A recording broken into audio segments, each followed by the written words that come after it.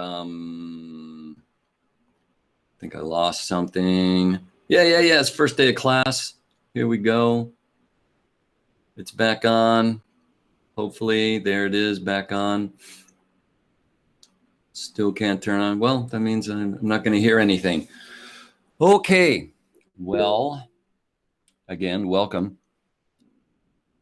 And let's get started. Now, first and foremost, and this is too bad. I've never had this happen where it just won't let me access my freaking speakers.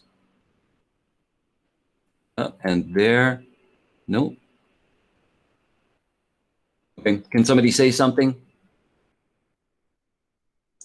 Can you hear me? I can now. Okay, so I'm using mechanical thing on my laptop. I don't know why that's like that. Anyway, so now I can hear people temporarily. So I need to know, because there's been your teaching faculty and the admin staff were busy the last few days with issues with the syllabus, because I noticed that the syllabus that they posted was an out-of-date syllabus. And it was for the old master's program and not for the doctoral program. So it took some discussion of like 10 people, I don't know why, to come to terms. And so I want to know, did you receive a new syllabus yesterday? No. No. Wrong answer. So let's start back. Did you guys receive a syllabus about 4 or 5 days ago? Yes. You did. Okay. And I guess one way to cut to the chase, what's the first chapter that it says we're going to start with? Did you even look at it? That would be like, one of my brothers teaches at the university, and then he gives a test on the syllabus. And if we only had more time. It says formulas that expel dampness. Yeah, that's the old one. That's the wrong one. Okay. During the break, then I'll try to post the correct one that's for the doctoral program. And what we start with today is purgation. And I can appreciate that if you're a really good student, you've already prepared, read the chapter, outlined all the formulas, and are sitting with questions in mind and information you're looking to learn specifically about them today.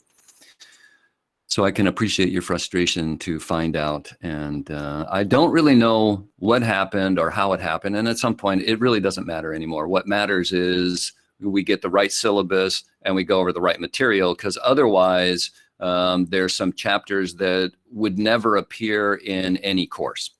So there's that.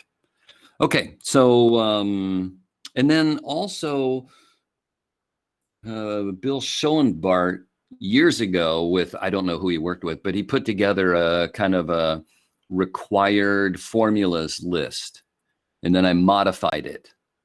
So I'm going to post those to the classroom during our first break.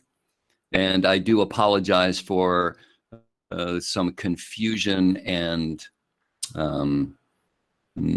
whatever frustration you might be going through. I think part of it, and it's not to blame Kim Pfister, it's just, but she moved on or something. I'm not sure. She's not there anymore. And probably she knows everything, and then she's not there. So that's, I think just some mistake happened. So that's that.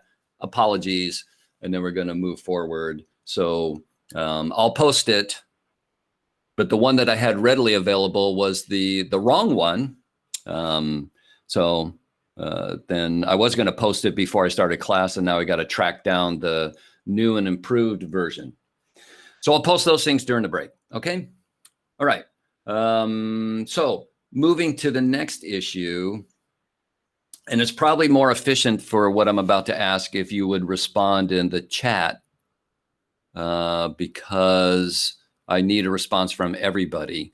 And first and foremost, I need to know, have you completed Formulas 1? Just yes or no. Have you completed Formulas 1?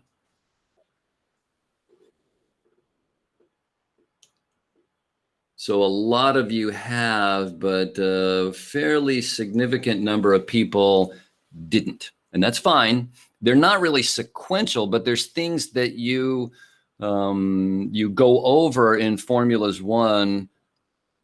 And I used to go over a lot more, and then it's boring. So then I stopped doing it. And now I'm thinking through teaching this class, and then I thought, nah, sometimes things are boring, but you still need to do them.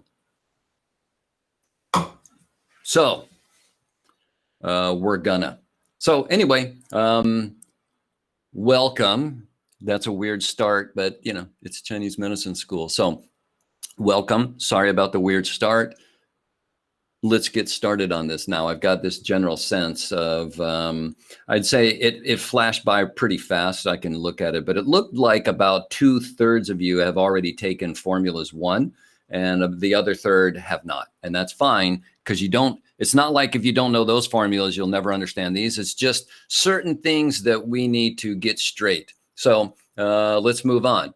So there's me, I noticed there's a bunch of people, you don't know me. That's me in the corner. That's the lobby of the clinic. And that's really, I don't like talking about myself. So that's it.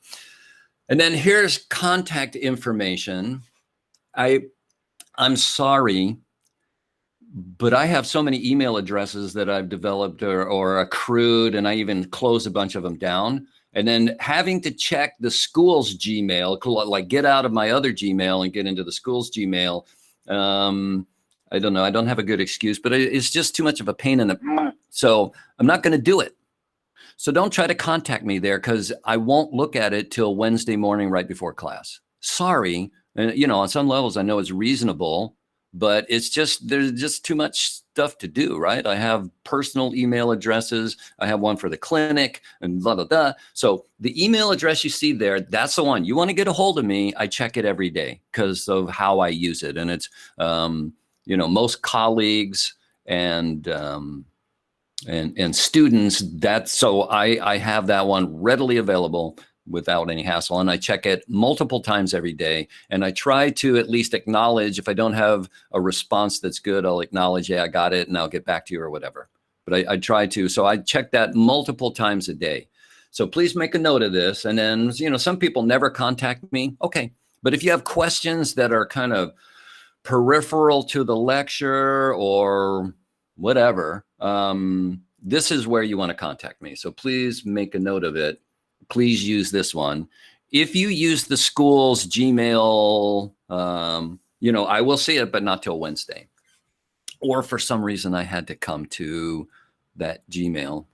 Okay, so there's that. And I hope that's okay with you. It's just, and I know Yahoo sucks. Trust me, I know it, but so don't. Oh, and then another thing so if you have medical kind of questions, Yahoo absolutely is not secure or whatever. So don't ask medical questions with really personal information that you don't want the whole world to see, because that's the way I look at Yahoo. So, like our clinic email is HIPAA compliant, and so it's as good as any email could be as far as maintaining privacy. So general questions, Chinese medicine questions, formula, class questions, whatever, please use this one. And I do check it multiple times a day. And sometimes I screw up. And then if I don't get back to you within a day or two, don't feel bad, send it again. I probably I don't know, I screwed up somehow. I don't know. I don't want to list ways that I can screw up. Okay, so, that's a logo. Okay, so if you already completed Formulas 1, you should have this book. This book, like, I can criticize all kinds of books that we use in the curriculum, and I do, and nothing's perfect, and blah, blah. So this book is fantastic. This book is a keeper. I know, because I put 2 girls through college, and I remember when I was in college and how frustrating it is that you buy a book and then it's, you go to sell it back to the school and they'll give you like a dime for it, or they won't give you anything. There's a big box, throw it in there, right? And then we're going to have a new book next semester. So, it's worthless. So Yeah, I understand that. And then, it's frustrating, but there are some books that you should get, and those are valuable for your entire career. And I'll say this one. And I already know because I've taught formulas for over 20 years. The first class I ever taught in January of 2001 was formulas. I'm in love with formulas. I'm in love with Chinese medicine. I'm in love with the herbs, right? And I know, and I've heard it, and it's okay. Some people say they don't plan to really use formulas. They just want to use acupuncture, whatever. And that's fine. But I just want to say this. First of all, most people, when they go to undergrad, by the time they're done with their freshman year, they're changing their major. So what you think you're going to do, what you think you want to do may stay the same, and it may change. All right. Like one of my closest friends, he was going to be an attorney, and man, I mean, that guy was a bulldozer through that and law school. I mean, just like he knew what he was going to do, never changed. And yeah, God bless him. And then a bunch of people, then they change majors 3 or 4 times. So you may think right now that all I'm ever going to do is acupuncture. And if that's, okay, right. I'm not like lifestyle counselor, but I do want to point this out. One, be flexible with yourself, because there's a good chance you learn stuff. When I first started school, I was only interested in acupuncture. And then I ran into Dr. Liao, my herb teacher. And then I ran into Dr. Yang, my classics teacher. And, all that plan kind of changed. And then I fell in love with herbal medicine. Okay. Number 2, and this should resonate with everybody. All of a sudden, in December of 2019, we start getting this weird information from the other side of the planet, and then I don't know what's going on, but then it erupted into a global pandemic. And trust me, bunch of people I treated with formulas, they didn't want to come to the clinic. They were scared. If you remember a year ago, people didn't know. They were washing their groceries when they got home because we don't even know how contagious or if it passes if you touch the doorknob. Remember? It's easy to forget. So you weren't treating people with acupuncture. They weren't going to come in and, violate social distancing, because you get pretty close to them when you're sticking needles in them, right? And treating your loved ones, treating your patients. If you don't know herbal medicine enough to be able to work with it, you're just stuck in, what are you going to do? And we don't know what the future is going to bring.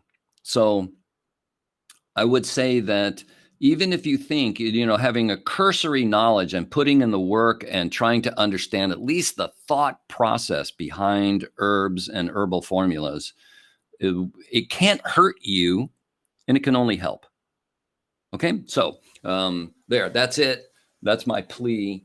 Keep an open mind, and then don't think like, I'm just going to stick needles in people. Maybe you do.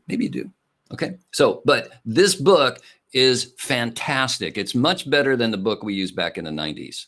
All thanks to Dan Bensky and his original book. But this updated version, which Volker Scheid, who's a really brilliant person, has added quite a bit to it. Quite a bit. So it's a fantastic book. It's a fantastic resource. Okay, so get it. Because your license, a lot of stuff comes out of this. And in the license exam, California license exam, they have a lot of case studies, and then people complain because they study Giovanni so much. And then, I know that's not in Giovanni. Right. Guess where they got the signs and symptoms? Guess where they got the idea of what pattern is this? From this book. So this California license exam required formulas list, which is on the acupuncture board website. It's more than just what herbs are in it. It's more than that. The signs and symptoms for what these formulas present are fair game on the license exam.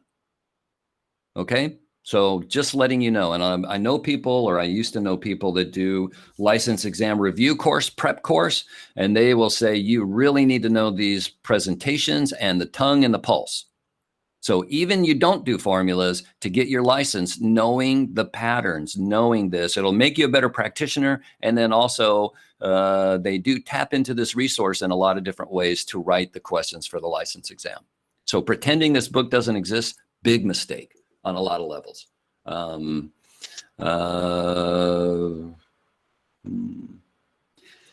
So yeah.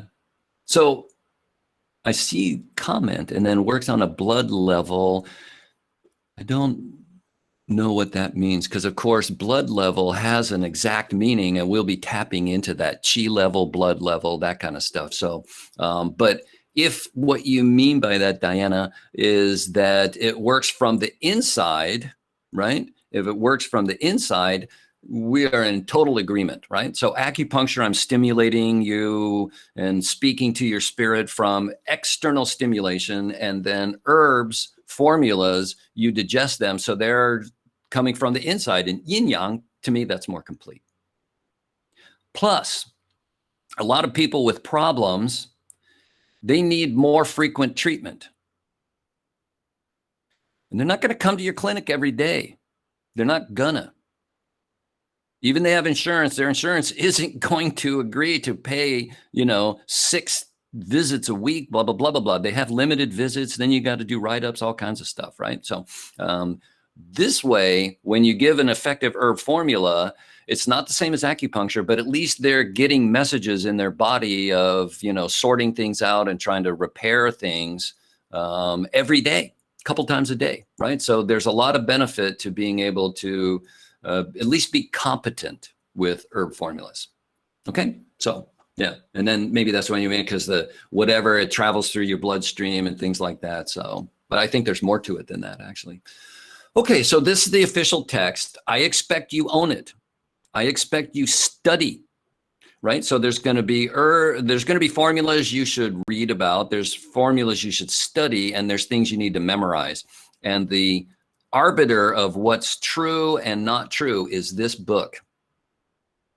All the questions are generated based on what this book says is correct. And I study a different lineage that has different perspectives than a lot of what is presented in this book. It doesn't negate the validity of what is put in this book. It's just a different way to look at it and think about it. Okay. So, but for testing standard, there has to be something that this is the answer, right? Whether, my teacher liked it or not, that's different. But okay. So I expect you own the book. You are actively reading and studying the book, and that you will be able to correctly answer questions based on the information from this book. Okay. Then what if you're gung-ho? I know you are. I know you are. You can't wait. So here's more books. Now, the Formula Study Guide, I think, is an excellent resource for a lot of people. I don't lay out my learning the way it's presented in this book, but as a teacher, I see it and I see how people use it. And I think it's an excellent resource, and you should at least look at it. So, I don't know. I'm sorry. I probably should have gone to Amazon and then where they can see inside the book or something and kind of see, but probably they do. And you can get a sense of how it lays out information.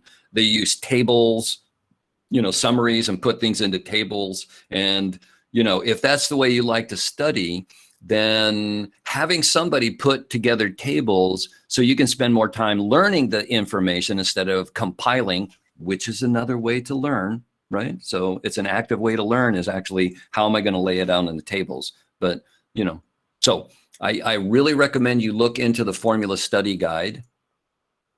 And a lot of people find it a very useful resource. So, check it out. And then in this discussions that we had over the last 4 or 5 days, and then the new program, this word 对要, right? So, this is basically what, and partly because this book came out, I think, if I remember, late 90s. I like the book. I own the book somewhere, but I studied it really hard like 25 years ago. When it first came out, just ate it up. I think it's very good. It's not the only way to look at herb pairs, but it's a very good way. It's kind of standardized TCM way to look at herb pairing. It's written in Nigel Wiseman terminology. So it's not the same terminology set that the Bensky book, and then Wiseman and Bensky used to have some tension between them. I don't know if they resolved their issues. But it's a very good book. And then I found out that for some reason, this is part of Formulas 3, according to, they're not asking me, but were it my decision, to be formulas 1, that first we would kind of come in, learn a bit about formulas, start learning about famous pairs, then delve into 4 herb, 5 herb, 10 herb, 25 herb formulas. But they didn't ask me, and they're still not asking me. So something has a special discount this month. Who doesn't like a discount? So is that the required text? Is that one? Eastland? Yeah, Eastland, I think, is the publisher.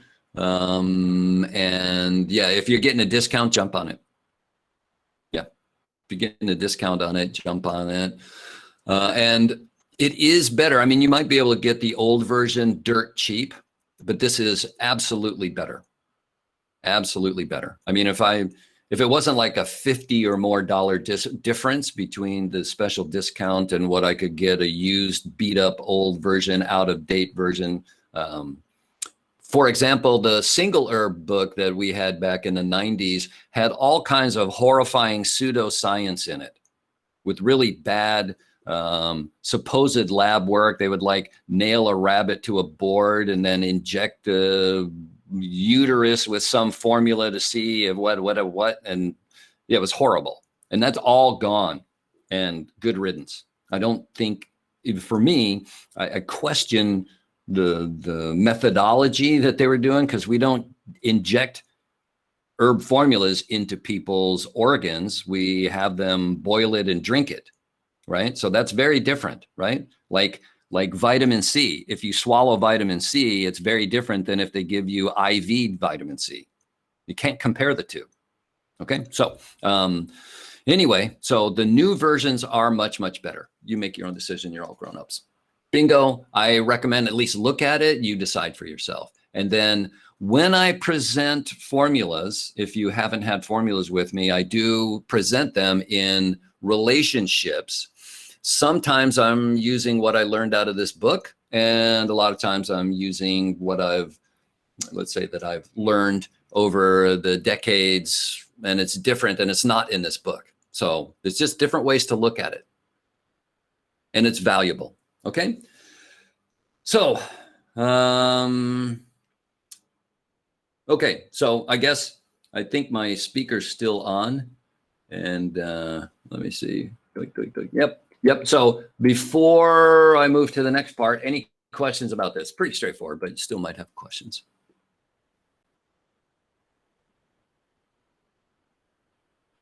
I'm going to take the dead silences. No, everything's crystal clear. Let's move on.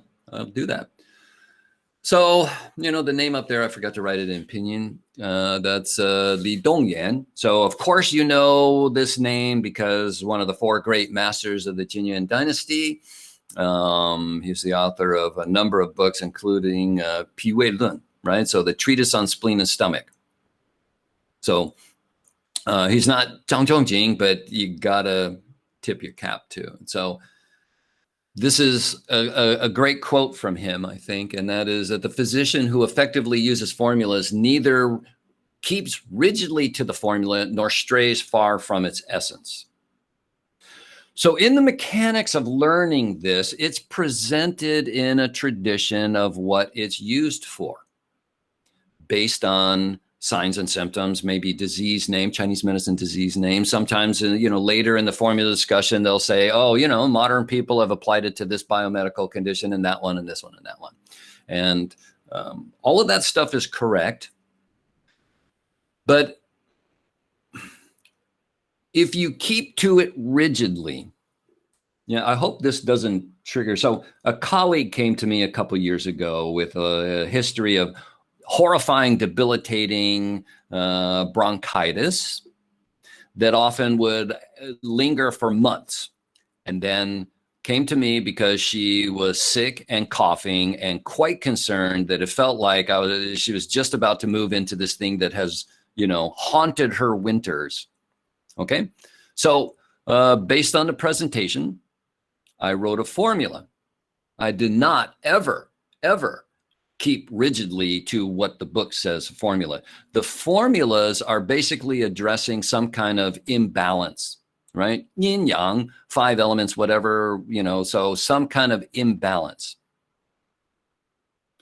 And it's more about, are you experiencing that imbalance than whether or not you have the disease that's named for it. And so when people get a formula and then they look it up in the book, many times they freak out. And this colleague, to my disappointment, freaked out and thought, why do you think I'm never going to forget this. Why do you think that I have a plague of parasites in my lungs? Because mechanically looked up the formula, which doesn't really exist because it's modified, right? So looked up the single herbs and then extrapolated from that. And it's like, yeah, I don't think for a second, I don't think you have parasites. It took me a while to understand. It didn't dawn on me that they had gone to the single herb book, looked up, read about the single herbs that tasted terrible. And then, right? And that is rigidly sticking to the book words instead of understanding. And, you know, those of you that have been in class with me before already have heard this a million times. What you present is like a compass that's pointing to magnetic north. I don't see magnetic north. It's far away from me, whatever, but a compass is like helps me figure out where is magnetic north relative to where I am right now. Okay, so that's, and the magnetic north in any person is the imbalance. It's what's going wrong with yin yang, chi, blood, body fluids, you know, the organs. Crap. Sorry. This is a perfect time for the leaf blower to walk by my office window. So, so the way that we learn them with these as guidelines to try to help me learn it. It's not that I give you a formula and then I'm saying that you have whatever named thing in there is. Okay? So, and I've been accused of it, and I say, yeah, that I use formulas off-label almost all the time.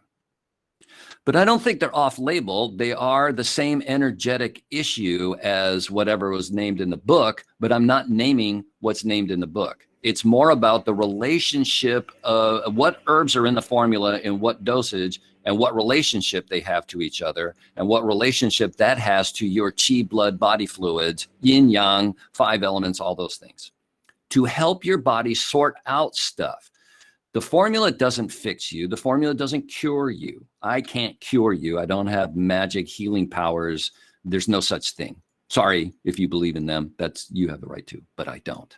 I think your body fixes itself, just like we all have scars. Nobody made that wound go away, the burn or whatever. My body fixed it. And sometimes my body needs help. Sometimes my body needs help. Don't get infected. Sometimes my body, you know, to speed healing, to give my body resources it needs to put things back together.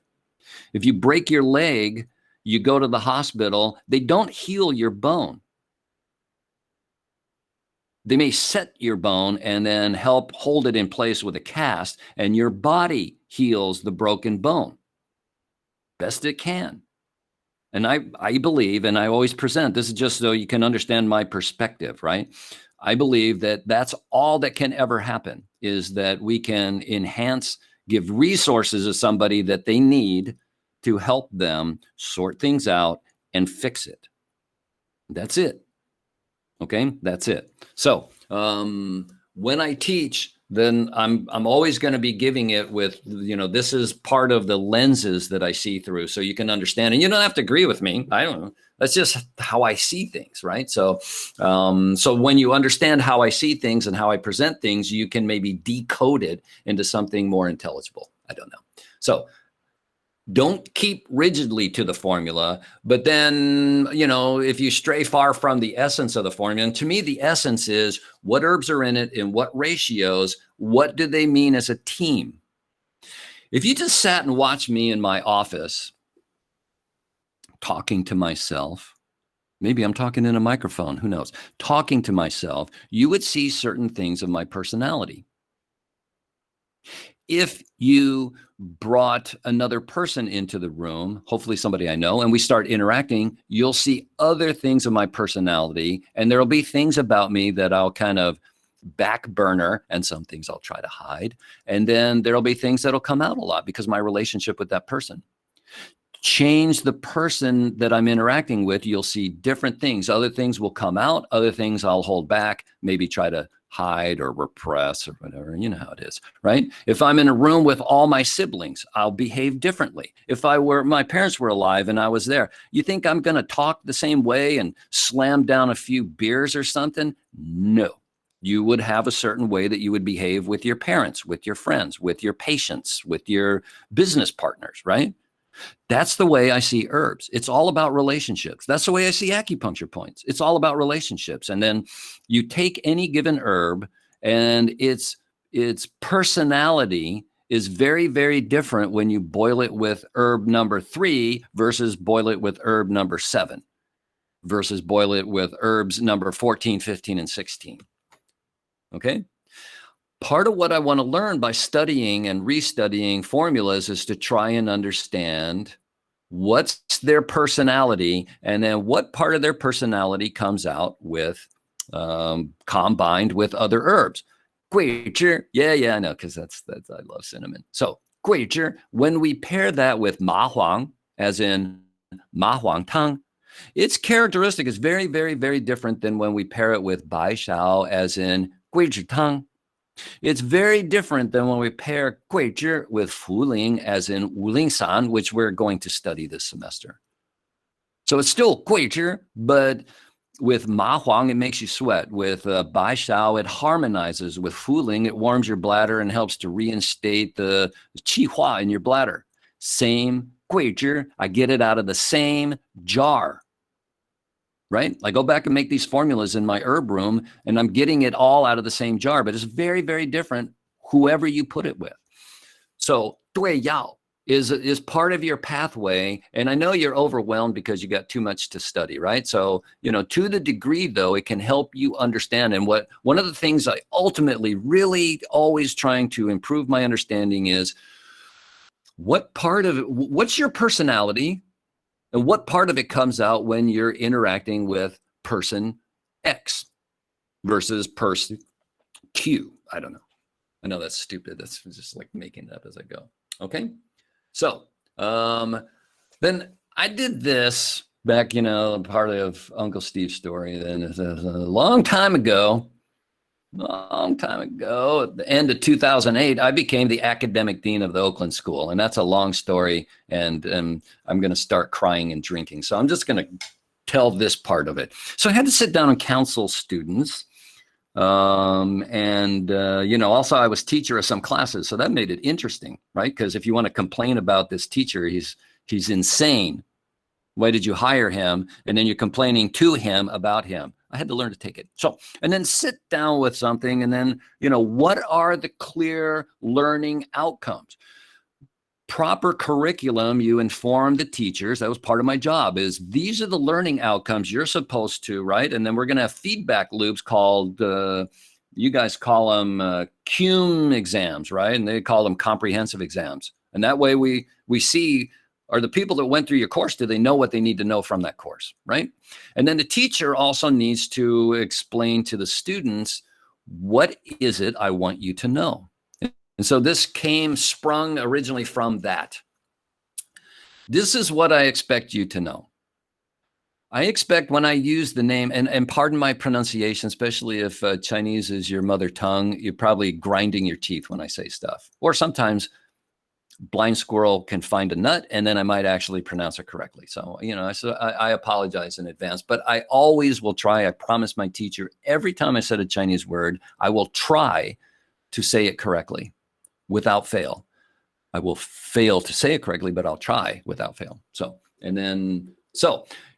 you need to know the pinyin, which is just your attempt of pronouncing the real Chinese name for this formula. All this medicine comes originally from China. Chinese people are sharing this knowledge with the world. And out of respect and gratitude, the least we can do is try to learn the name of the formula, if nothing else. and not made up names. You can have your own made up name in your head, but you should at least know the name. I'm going to use the name. I'm not going to look up what Dan Bensky calls 四逆汤, and then he says frigid extremities decoction. And I know why, because I talked to him about it. And yeah, so because the key thing about it is that they have really cold hands and feet. Okay. But so I can know that. It's an interpretive label. I can know that. There's nothing wrong with that. But I should also know the real name from the source that it came from. Okay, so I feel very strongly about it. I think you can hear it in my voice. You must know the pinyin, and you must be able, I don't care if you can pronounce it, because I can't. So I can't hold you to that standard. But you have to spell it correctly. Yeah, you have to be able to read it and know what the formula is from the pinyin name. We owe it to the tradition that's being shared with us. There. Then you need to know, what does it treat? Well, how would I know that? Well, believe it or not, it says right there in the book, right? So then it's going to give you the formula. It'll give you Dan Bensky's interpretive name. It'll give you the herbs in it, some preparation information. Then, it'll give you some signs and symptoms. You have to know those, right? And then when the discussion starts, he will say, oh, this is malarial disorder, or whatever he's saying, right? This is wind cold exterior invasion, blah, blah, blah, blah, blah, blah, blah. Okay? And so you need to know that.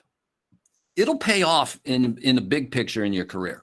So you need to know what it treats, and maybe I can get some page and, we can go over this visually, I guess. I should have thought of that before, right?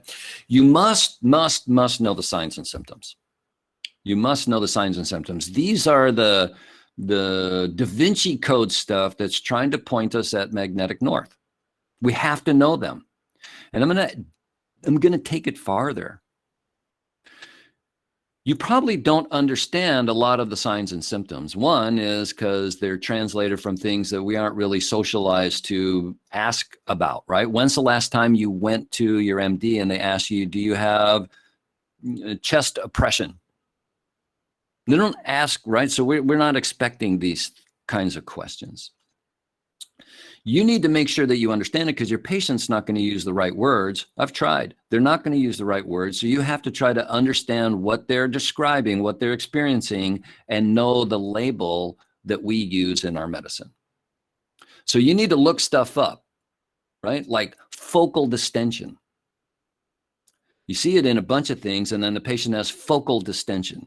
And then sometimes people memorize those words, but then when I describe the experience, they don't know. And I should be able to describe the experience, and that's dizziness, that's focal distension, that's this, that's that. You really need to know the signs and symptoms. And to be a clinician, you have to know what those words really mean. What's the difference between dizziness and vertigo? Yeah, so there's that. So you need to know the signs and symptoms, and a lot of the test questions, maybe all of them, are going to be case studies that are consistent with what's presented in Dan Bensky's book, expecting that you could read the case study and come to the conclusion of which formula is being asked for. Okay? The condition address. Okay, so I'm going to talk about that actually when I have an example. So I'm going to move down to so you also need to know what complications are most likely. And then the one that I put in pinyin, that's a great example. So we have liver qi stagnation, and maybe the single most likely complication if somebody has enduring liver qi stagnation would be that it might transform heat. And we need to know that. We need to know that to check for it. If you have spleen qi deficiency, then the most likely complication is that you will accumulate damp. So you have a mixed deficiency in excess. And you need to know that, like a patellar reflex, that, okay, so for sure they got this, and then do they have dampness? Is it yang deficiency? Kind of, they have trouble with upbearing the clear, those kind of things, right? So sometimes it's more applicable than others, but we really need to know those things. Uh-oh. Can't hear me? Okay, it's your internet. This gets back to my first point, because then I thought of it later. And this, again, knowing the names. It's not that hard. Anything I can do, you can do better. Trust me. Trust me. So this, to me, is for me anyway, is a really good example. A lot of times people like to say East Asian medicine. Nothing wrong with that, because the medicine spread, right? Respect to Korea and Japan and Vietnam and other places where they have embraced this medicine, and from their experience, right? Vietnam's very, very different place than Korea. So obviously they saw a lot of things more than others. Probably they have, very different diet. Maybe they have indigenous herbs that they worked into it. So they have their own version of it. And okay, right? But here, in my studies of Shahanlun and lineages, practices based on it, then you might come across somebody teaching, I was taught to say Kampuyaku, right? And then I can barely speak English, right? So, then I look it up, and then here we have the traditional characters on the left, and then the simplified characters on the right. And you can see, especially for medicine, it's quite simplified, right? And then kampo, maybe you've heard of kampo, right? Kampo, kampuyaku, kampo, right? What does that mean? It means Han Fang. What does that mean? It means Han method, right? Han method. This is Shahan Lun and Jinkui Yao Li. These were shared by Chinese people with Japanese people who embraced it. And even in what they call it, they're giving respect and acknowledgement to what was shared with them. Okay, so they can have their own flavor. Korean medicine, they've got their own tradition, et cetera, but there should always be a nod to the source that you're getting it from, and respect and gratitude for the people that are, have shared their knowledge with us over thousands of years, and not pretend that, it doesn't matter. So, a contentious issue, and I think rightfully so in our profession, but maybe for different reasons, is Westerners trying to market things and get things that are not covered by their license, dry needling, Grafton technique, right? And it's like, that's gua sha, right? That's acupuncture, that's gua sha. The suction cups, I forget what they call, negative pressure, blah, blah, blah, blah, blah. Try to put fancy names on all of it, totally disrespecting where it came from, because they want to profit from it. So they're totally disrespecting. And I think, they're encroaching on our license, whatever. I don't very much care that much. I know that pisses people off, but I do think the way that they're trying to steal treatment modalities and repackage them with their own names on it and things like that, to me, that is really wrong. And we do it too. So we need to know what the names of these formulas are, what the names of the conditions are, where they come from. Okay, so yeah, that's that. What else do you need to know? This is next level. So you just have to know, this stuff. If you know this stuff, you're probably going to get an A, because the testing is basically I'm using this information, and examination is an assessment, right? Another name for examination is an assessment. So will assess, do you know this stuff? And I will guide you, like it's already tell you now, the list that I share with you, there's going to be a very heavy focus on state board formulas. Not that it's a perfect list, it surely is not. Surely is not. But we need to have focus, because we can only learn tiny amount. If we study 100 formulas, be lucky to remember the names of them. But if you really grill on, say, 30 formulas, then what you know about it, I think I can expect more. Okay, so the next level is you have to know what are the herbs in the formula. That would you want to go to a doctor that's giving you something and they don't even know what it is? Yeah, I don't know. I heard it was good. Well, what is it? Well, I don't know. I don't know. Okay, run. If you want to really start to learn, and this is kind of a bridge between acupuncture and herbs thinking, right? They're very different in some ways, but there's a bridge. And so that would be the temperature and flavor. Temperature represents yin and yang. There's cold and cool. Yin, they have yin characteristic, right? There's warm and hot, yang. So the yin yang is manifest through the temperature of the herbs. It really matters. It really matters. Okay. And then the flavor. How many? 5. This is connecting 5 elements, right? And maybe as we're warming up for the semester, we can talk a little bit about the flavor model. Some of you have heard it probably multiple times, but it's a very good way to like learn and try to understand. And it's been said, I don't have the quote, but it's been said that the high level practitioner stops prescribing herbs and only prescribes flavors. When we understand what the flavor does, and maybe I don't have that herb in stock, okay, but it's acrid and warm, and it affects the spleen stomach, okay? So maybe I don't have that herb, but here's another one that's acrid and warm, doesn't, and then I can start to, modify my thinking. Or that herb has a bad effect on the person, but I still need the energetics of it. So what's an alternative, right? It won't be the same. That's impossible, right? But I'm still moving in the same direction by using acrid warm to warm the stomach, or bitter cold to drain whatever, okay? So this stuff is the fundamental, right? So then you've got the 5 elements and yin yang, and then the acupuncture is based on 5 elements in yin and yang. Okay, so yeah, and then this is a really good time when you're studying these things. Is a really good time when I was a student, and then Dr. Liao would just write like 30 every week, like 35 herbs up on the board, and he would just like blam.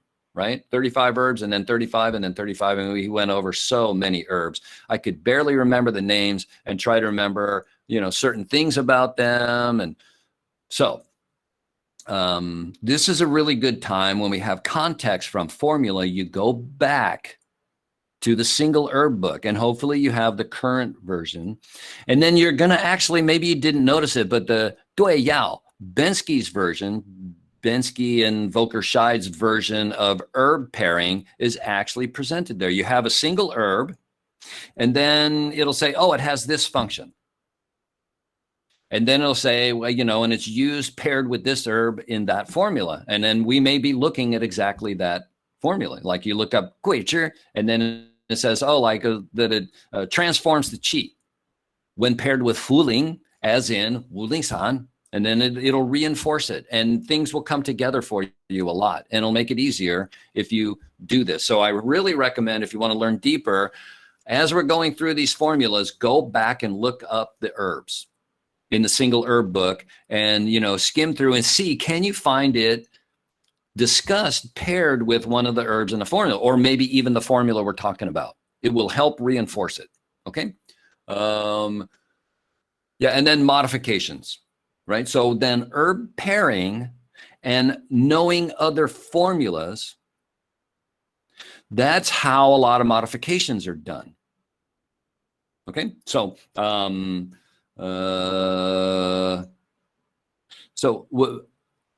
Tang, we will look at it later in the semester. Archen Tang. So, Ar is the number 2, and Chen means like old. So 2 old ingredients decoction or something like that. Ban Sha Chen Pi. Okay, so these are some of the most commonly used pair of herbs. That pair is one of the top 3 most commonly used pair. If I had a formula that already had bansha, for example. And then I say, oh, so they have also this problem with phlegm, et cetera, et cetera. How am I going to modify the formula? Well, all I got to do is remember this pairing, remember the formula tang, right? And then I'll say, okay, I don't want to give them 5 formulas. So I'll just take the Chen-Pi and add it to this formula, and I've got that pair, which is so effective, which is so commonly used, right? So this is how to do a lot of modifications. Some modifications, you just use specialty herbs. Those are harder to learn unless they jump out at you for some reason. But a lot of the modifications we start to learn, that's just because that pair is the ruling pair of some other formula that addresses, for example, I use phlegm. Okay, so what do I need to know? You got to know the name, what it treats, the signs and symptoms, right? And then he has a discussion, and we'll try to do it. What condition, right? What condition is addressed, right? And then just as a review of Chinese medicine, you should think of, okay, so what kind of complications might come? If they have liver qi stagnation, which is a poor example, sorry, that's the one that came to my head. So then very common liver qi transform heat, because in clinic, yeah, they got liver qi stagnation. I'm not doing my job if I don't think and confirm or deny whether it's transform heat, okay? And then knowing the herbs, I don't even have it on here because I typed these up and I'm trying to think, which is not my superpower. So, but the dosage is also important because of ratios. And you start to learn, oh, here it's in a 1-to-1 ratio. Here it's in a 4-to-3 ratio. Why? Right? So that also, but that's deeper knowledge. So get an A, do this, screenshot that. Let me move my cursor. Go ahead, screenshot it.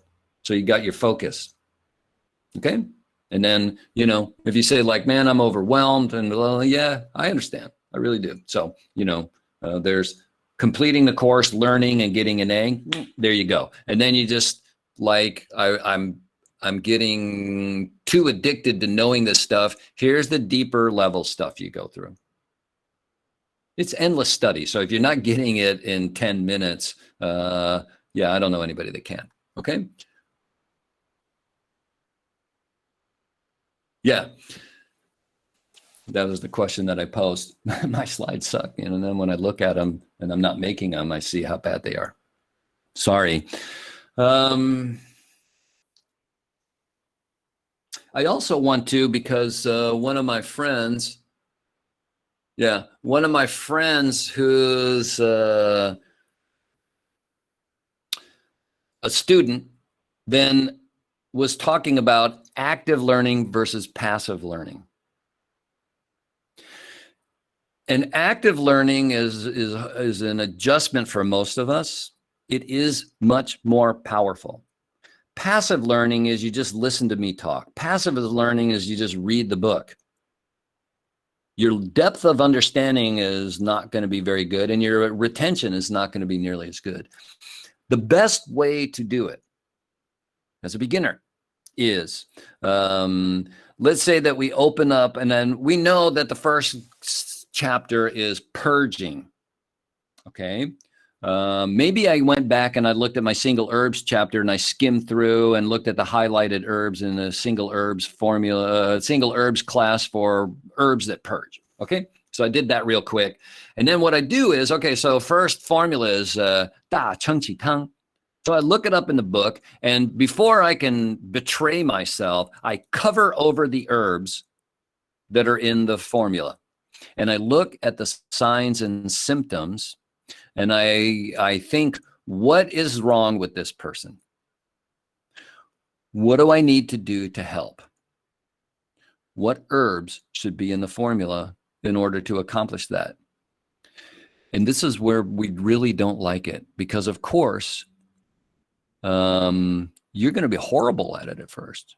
You know, when I first started doing it as a student, then sometimes I didn't get a single herb right. Yeah, I was like, okay, so I make a formula with this and this and this and this, and then you look at, you know, like a game show. Here's the reveal, right? And then wrong.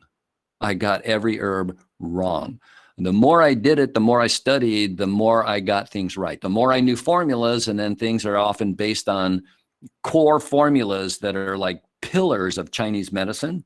Tang, Tang, Tang. There's a bunch of them These formulas, many of them, like those that have already had formulas one, you study supplement chi, they're all based on Sijun Satang. We're going to learn about blood, but in formulas one, you probably studied nourished blood, and they're all based on Siwu Tang. Okay, so, anyway, you do this active learning, you will get a lot more out of it. You will actually, quote unquote, know it much better. So if you want to learn the best way, one is active learning. Cover over it and try to think it through. And, you learn foreign language, you learn French, and it's bonjour, mademoiselle. And you're just like, nobody knows what you're saying because you're horrible because you don't know it. But you just keep at it. And then I'm not going to say it in proper French because I can't. I never studied French. So, you do this and just kind of be patient and kind to yourself that you're going to be horrible at first and you're going to keep getting better if you keep at it. Okay. The other thing that I'll push, and then we'll do some questions and then take a break. So the other thing that I push is spaced repetition.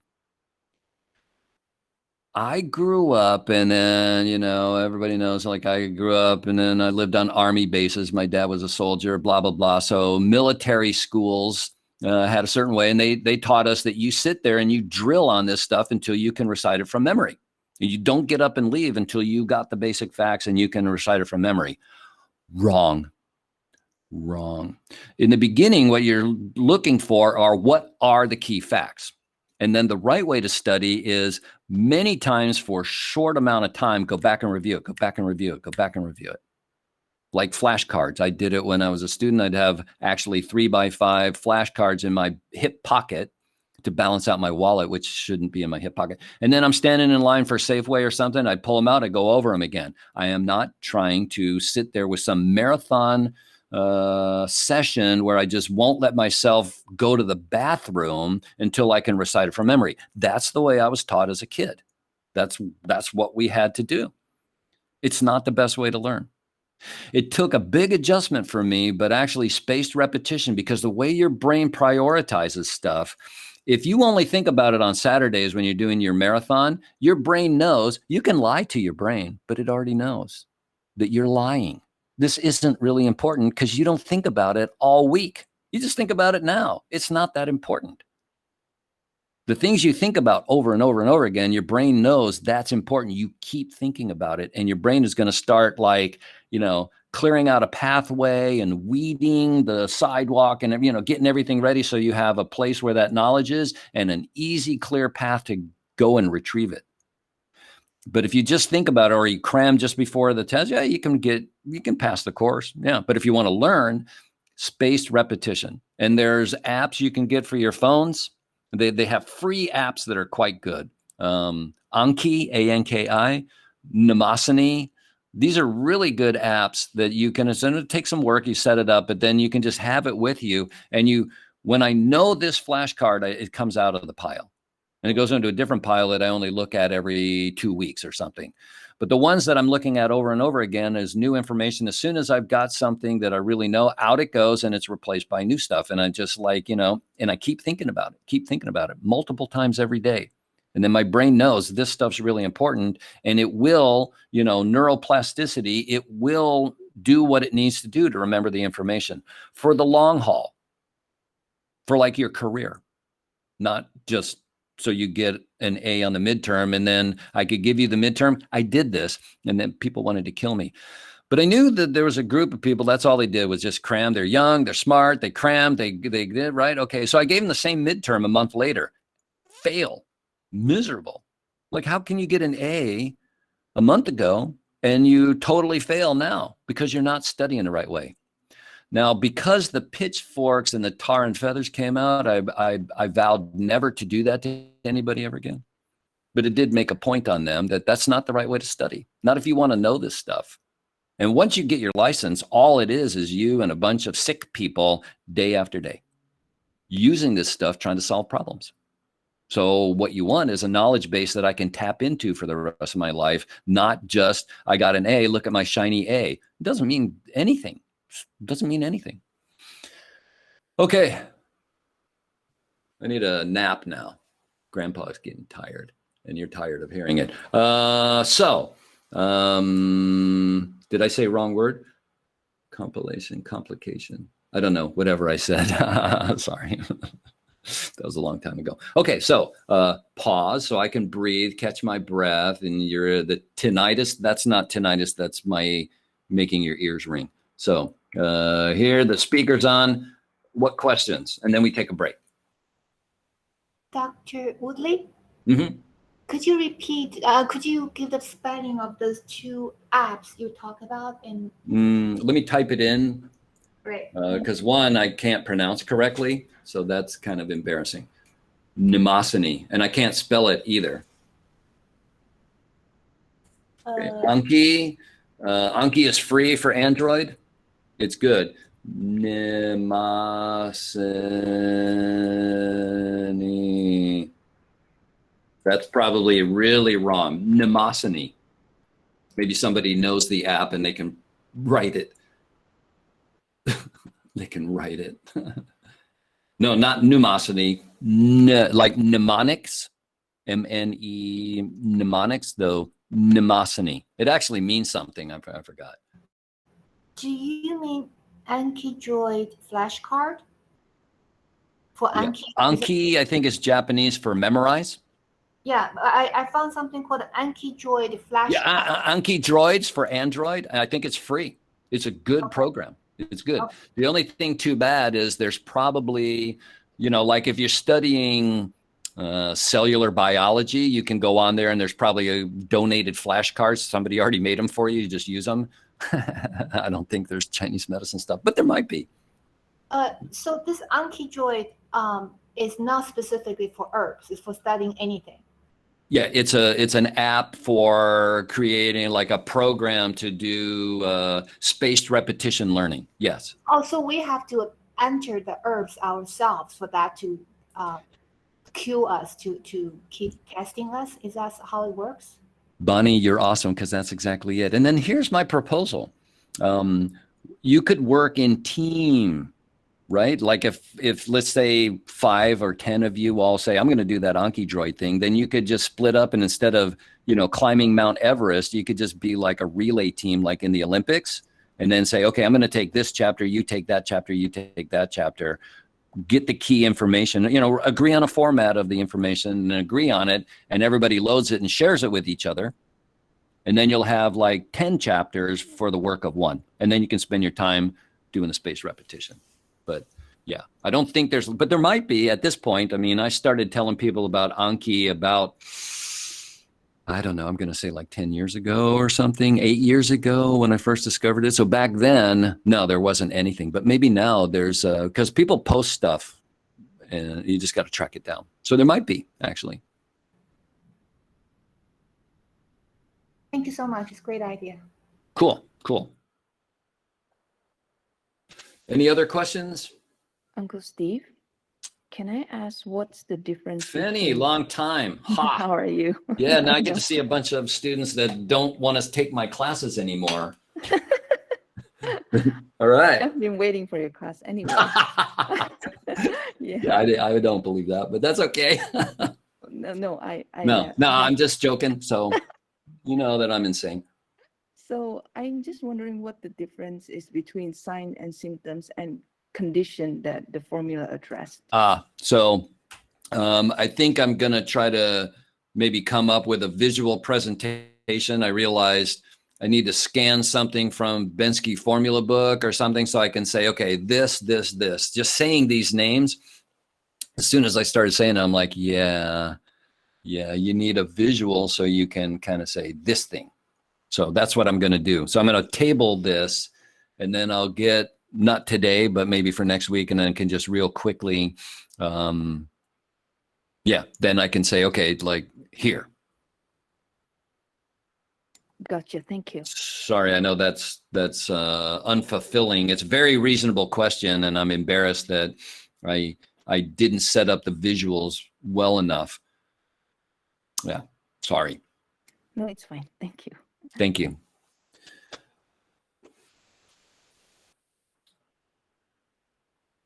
I see a link, but I don't know what the website is. Christian, what is that website?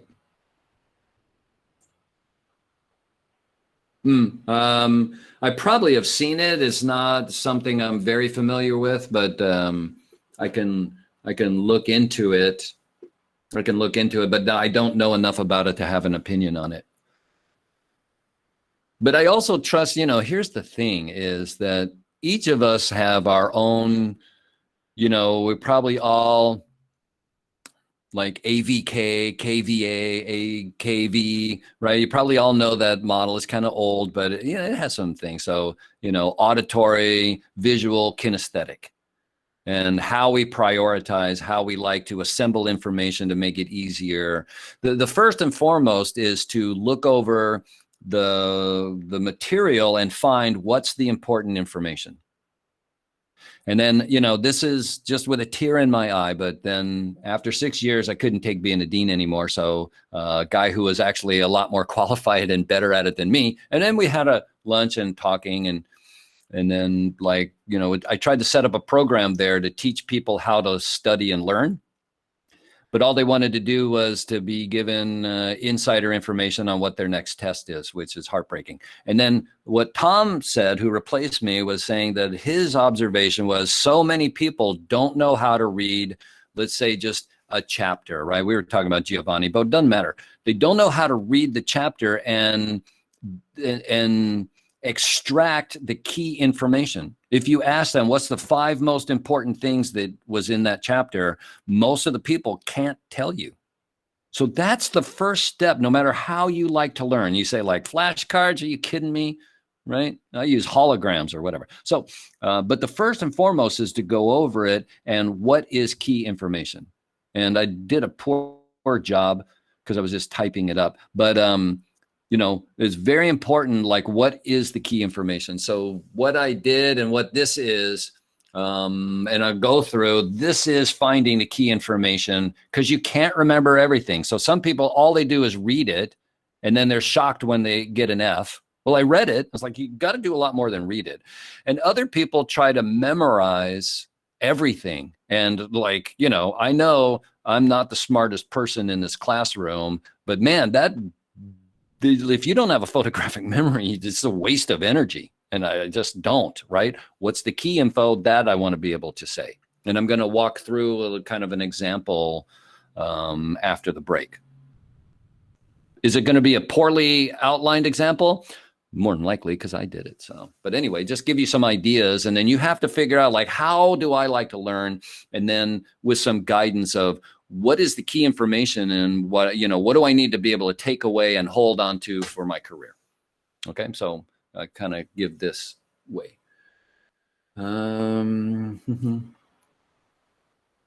Dr. Whitley? Yes.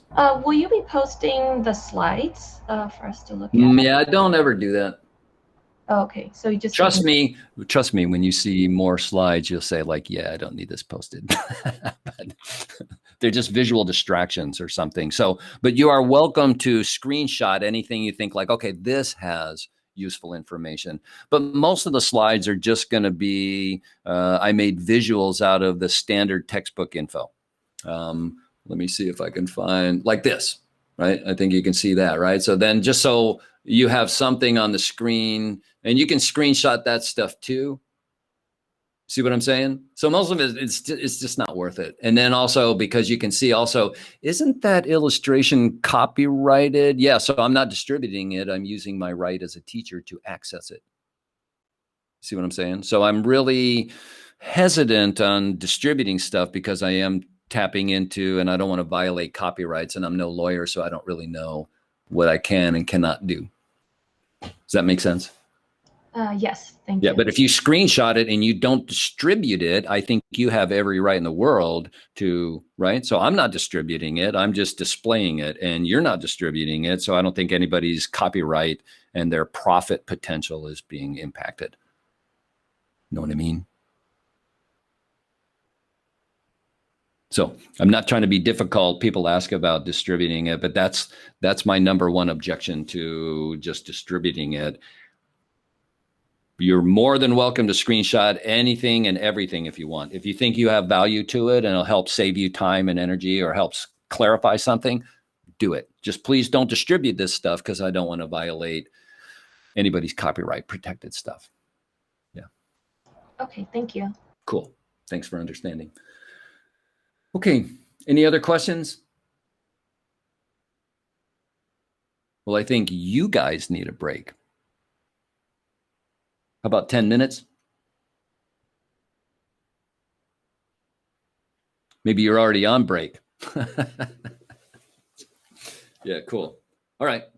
So let's call it 10:25 because I'm not that good with numbers. So 10:25, let's start up the next part. It's just short. What I want to say, kind of an example of how to prepare, and then we'll start talking about purging. Oh boy.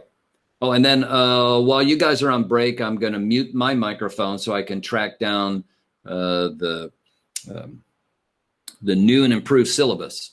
And that's going to take me a couple minutes. So, okay, 10:25.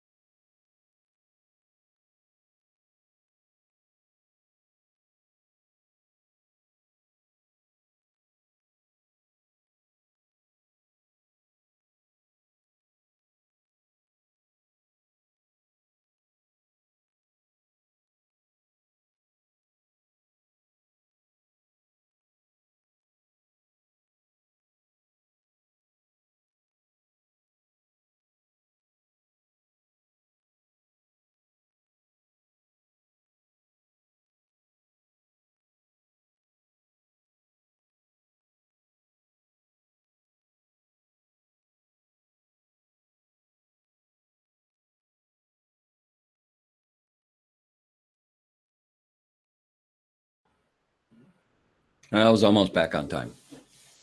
Almost. Everybody here? Cool. Awesome. So, okay, then didn't have to do it now, but during the break, I actually did what I said I would do, and that is posted the focus. I guess now I'm going to sidetrack. That's what I do best. That is my superpower. Hold on. Hold on. Sorry. There's a method to the madness here. Hold on.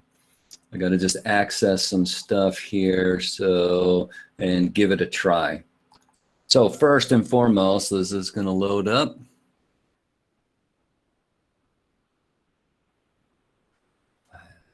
Oh, here we go. Okay.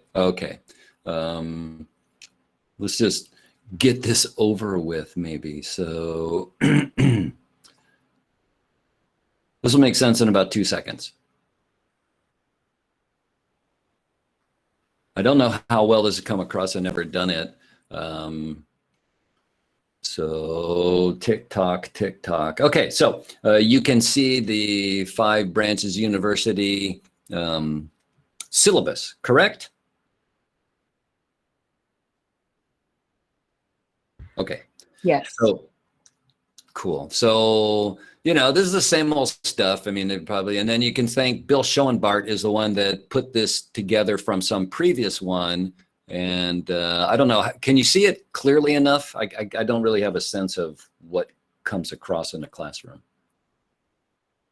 Like if you had to read it, can you read it? Okay, yeah. So, you've seen this a bunch of times and this is your standard thing. And thank you, Bill. Thank you for taking the time to do it on a holiday weekend. What a guy. And then here's your typical blah, blah, blah, blah, blah. And then this is what he took. And you're going to figure out pretty fast that, this isn't actually created fresh for this semester because we're not going to have a 4th of July holiday. Sorry, just not going to happen. So, yeah, but you can get the idea here. And I don't know about the exams. I have to really think about it. There's a lot of chapters they want us to cover and a lot of formulas. So we want to really be on and really be efficient with our studies, okay? So that we don't fall behind. Don't fall behind, okay? But this is what he put together, and I don't know which version of Bensky these pages are. I do know from prepping that page 61 is the first page of chapter 2, which is purgation. Okay, so I have reason to believe that these are pretty accurate, though they're really general. Okay, so this is what we're going to try to follow. There's no holiday taking away one of our days, I don't think.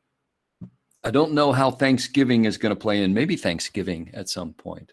I need to find out, right? If they give Wednesday off for Thanksgiving or just Thanksgiving. I really don't know. I have to find that out. So sorry, I probably should know that already, but nobody told me. Okay, so that's and I posted that during the break. Some of you may see it. So in the classroom, in the message thing, I posted that as an attachment. It's a Word doc. So this is, if they sent you one, it's missing chapter 2, which is formulas that drain downward. And it was also missing chapter 17, I think it is, treat phlegm, which is the last one. So they've missed the first week and the last week, which would have made my job easier. But yeah, and then at what point would you be studying those formulas? And they're important. So anyway, that's posted, okay? And then, okay, so I'm going to take that down and we're going to come with another one. Hold on. You kind of suck at this. Yeah, I do. So there you go. And then hopefully you can see this one too. And then this is what also when the department heads were putting together the FPD, First Professional Doctorate, which is a program you're in, This is like 5 years ago they did this, and then they released this, I think, like 4 years ago, 4.5 years ago. So this is the focus, right? So this is also posted as an attachment. I put 2 announcements into the classroom. So hopefully you can find that. If you have issues, yejo@yahoo.com. I'll email it directly to you as an attachment if you want. But I think you probably, so this is the list that they came up with. Wow, that's a lot. Yeah, well, it looks longer because they put like English translation of things, right? But it is quite a number of formulas. Let's see if they give the grand total. 80 formulas. Oh my. So what I'm going to do is I'm going to go through and I'm going to reprioritize. They don't have equal weight in this course. And it's labeled, right? If something is a California license exam, right? So you can see there, maybe I highlighted for you, right? CA, and then N is for nationals. So we're going to put a very clear, heavy weighting on the California Acupuncture Board list. Okay? That's what we're going to do. And there will be some others. So I'll put together like a modified version of this to help you. They're not equal. It's not 80 formulas that we're going to spend 80, 1/80th of our energy on each one of those formulas. Not even. Okay. So, but this is what we got. So download the file. I posted it to the group, to the classroom, so you can download it. You've got it, and take advantage of it. Okay, so it'll help you organize. Like, what are we going to go over? Dr. Woodley? Yes. I didn't quite understand. So are we going to follow this Yes. sequence in the syllabus, or I thought you said there is also missing two subjects, or did I hear that wrong? Yeah, so thank you. I want to clarify it because I want to make sure everybody understands. From my understanding, what they did was they sent me, here's the syllabus for the course, and I immediately noticed it was wrong and contacted, and then a group of people. And my understanding is that like over the weekend, like a few days ago, they sent all the students a syllabus for the course that's the wrong syllabus. I don't really know how it happened, but they sent you the one for the old program that was a master's program, not for the doctoral program. And that syllabus, if you got a syllabus sent to you by the school like 4 days ago, that one's missing chapter 2 and 17, drain downward and phlegm. And we're going to cover it. So this attempt at a syllabus that I posted is what Bill Schoenbart put together that does have the correct chapters. And then this required formulas list was created 5 years ago, and these are correct for the course. So whatever you were sent 3 or 4 days ago, unfortunately, that's an error. And then what I posted today is correct. So the 2 things that I posted to the classroom during the break, those are correct. Next point is that this list of 80 formulas, I want it to be crystal clear. We are not going to look at them as they're equal. That's a lot of formulas. We're going to prioritize. I don't know the number, but I don't know the number. I'm going to say half. I just pulled that number out of the air, but something like that, right? So there's some formulas I might not even talk about. You read it over. But we only have so much classroom time in 15 weeks, and that's an awful lot of formulas.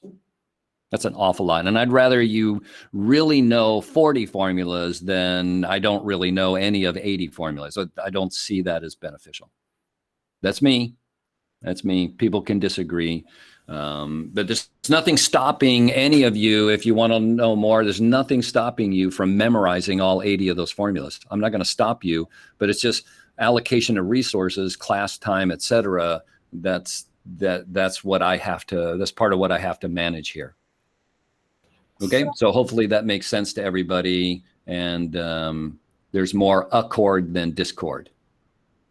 Yes, it's very clear now. So the new syllabus you sent, the sequence is a sequence we're going to follow, but we may have actual a couple of weeks because we don't have the holiday, and the exam may or may not take the class time. So we don't. That's not exactly the time, the day the content will happen on, but the sequence we're following. Is that correct? Yes, thank you. That's very good. I left that part out. Yes, this is the sequence we'll follow. These are the chapters we'll follow.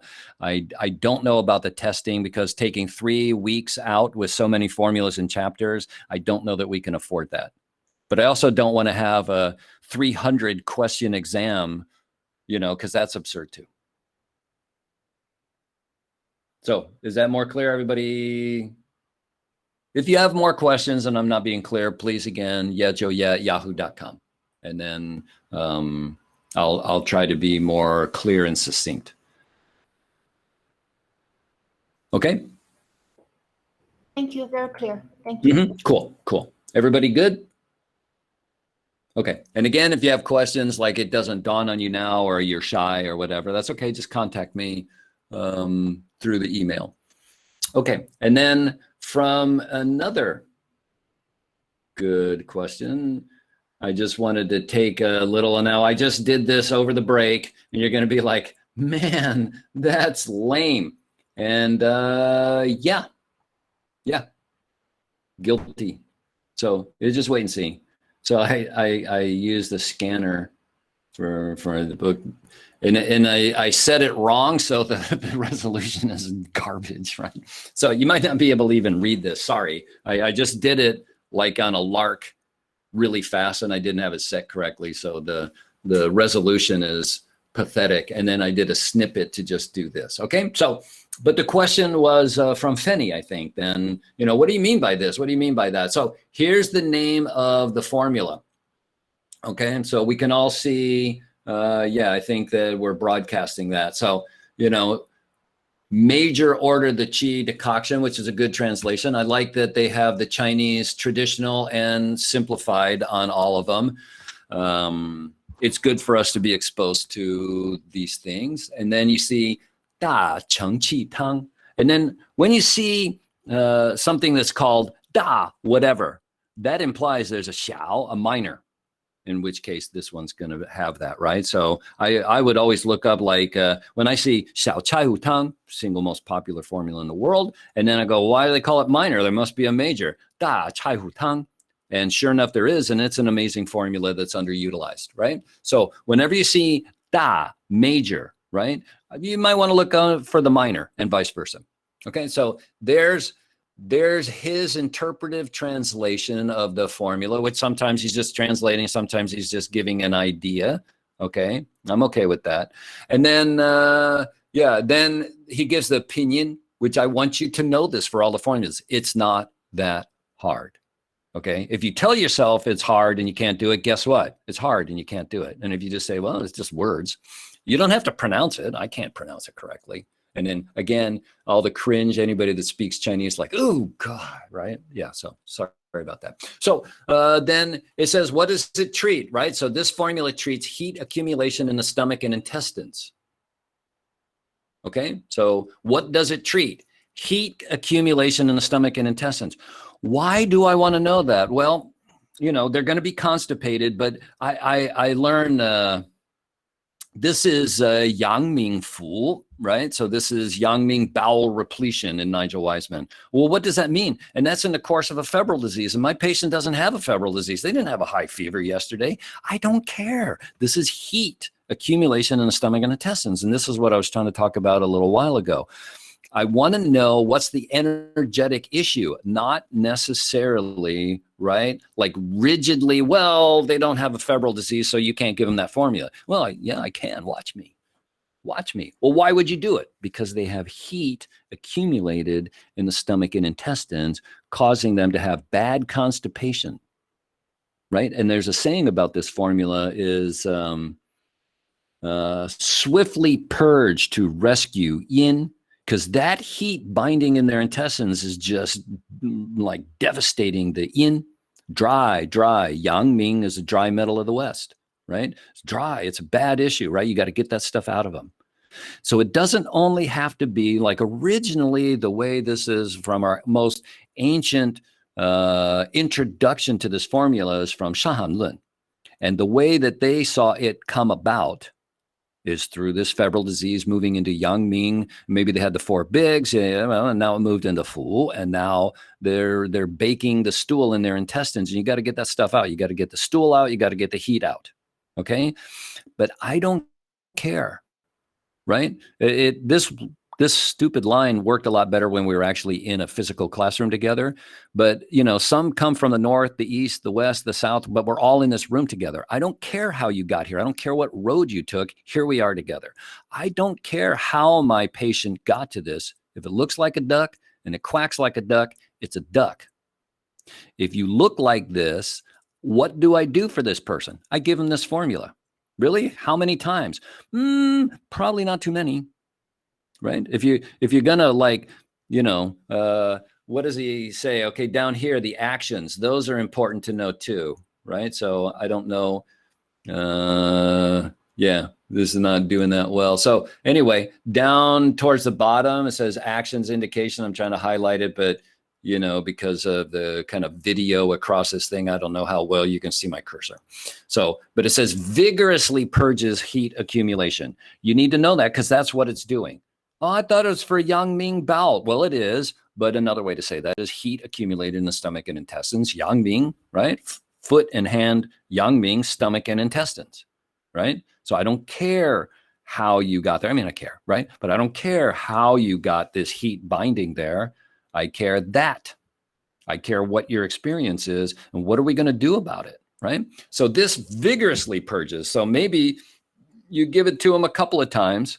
And then you should, the things have changed, and so should your treatment. Okay, so what does it treat? Well, it treats heat accumulation in the stomach and intestines. I do need to know the name, right? I do need to know and understand, and part of my education is about the Yang Ming went from the periphery, white tiger decoction. Now it's in the organ, right? It's in the organ. Look what it's doing. How do I know? Because look at the manifestation, get that stuff out of them, right? So I need to know that, but I don't want to limit myself to thinking like rigidly. And I know people that are like this. Oh, you can't give that because they don't have a febrile disease. I think that's putting yourself in a bird cage. You can't give anything to anybody. When do they exactly match with something in the book? Yeah, when they do, you'll remember them. Like, oh my God, there was this time and this person had the exact Guizhi pattern and I gave them Guizhi and they got better. Wow. And then everybody else is more complicated than that. Okay. So that's what I want you to know, right? That would be, part of what I want you to know. Know the name. Know here, this is a great way to put it, right? And then, major indicates strongest formula in the group.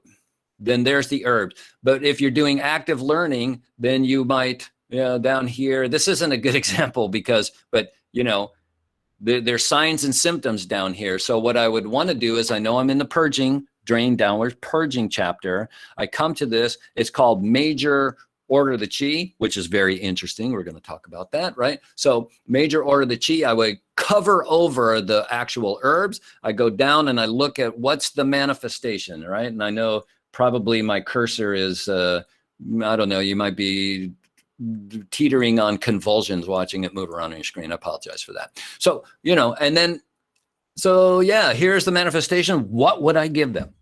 What would I give them and why? And you'll be wrong most of the time. You might be right. You might say, well, I'm going to purge them. So Da Huang, good. And then, so it's dry. What's it's dry and hard. So what's the flavor that softens? That's an audience participation portion of our program. Salty. Excellent. So what's the salty purging herb?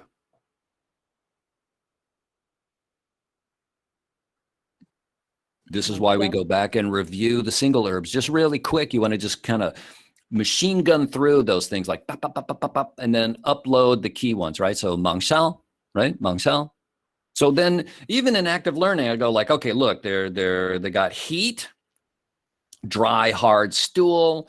They haven't pooped for days, maybe. Okay, what herbs would I use? Well, I don't know, but I'm pretty sure there'd be Da Huang and its good friend Mangxiao to soften, right? A stool softener like that. And then I'd put in whatever you would put in. And then you look and say, oh, wow, wait, wrong. I didn't realize I put in a big dose of ho po. And then you say like, oh man, now you're learning because you're engaged in it by active learning. So cover it over your first time through, try to guess, be nice to yourself. You don't know, right? And so when you make mistakes, don't get frustrated or mad at yourself. How could I be so stupid? You're not stupid, you're ignorant. And now you're going to shine a light on your ignorance and gain knowledge, and you're going to get better and better and better if you do it this way. It's bonjour, mademoiselle. Just remember that, right? That's how you're going to be. Horrible. Horrible. That's okay. That's okay, right? When a little kid can't walk, right? They keep falling down. It's not like you put them down. They just keep trying, and then they learn to walk. Okay, so what does it treat? We've got this idea, right? We've got, and then preparation actually will matter. You will not be tested on it, but actually these things do matter, right? Especially here's a good formula whose preparation, it's good to know it does have an effect, right? And then you see down here indications, and he's saying, oh, this is for 3 different patterns. What? Yeah. What? That's because it treats heat binding in the stomach and intestines, which can manifest with a lot of different Chinese medicine disease names. It's okay. It's okay. But I will bring your attention just for license exam possibilities that you see where it says heat clumping with circumfluence, right? All right. So I'm making like horrifying visuals over here, right? So heat clumping with circumfluence. Circumfluence means flows around.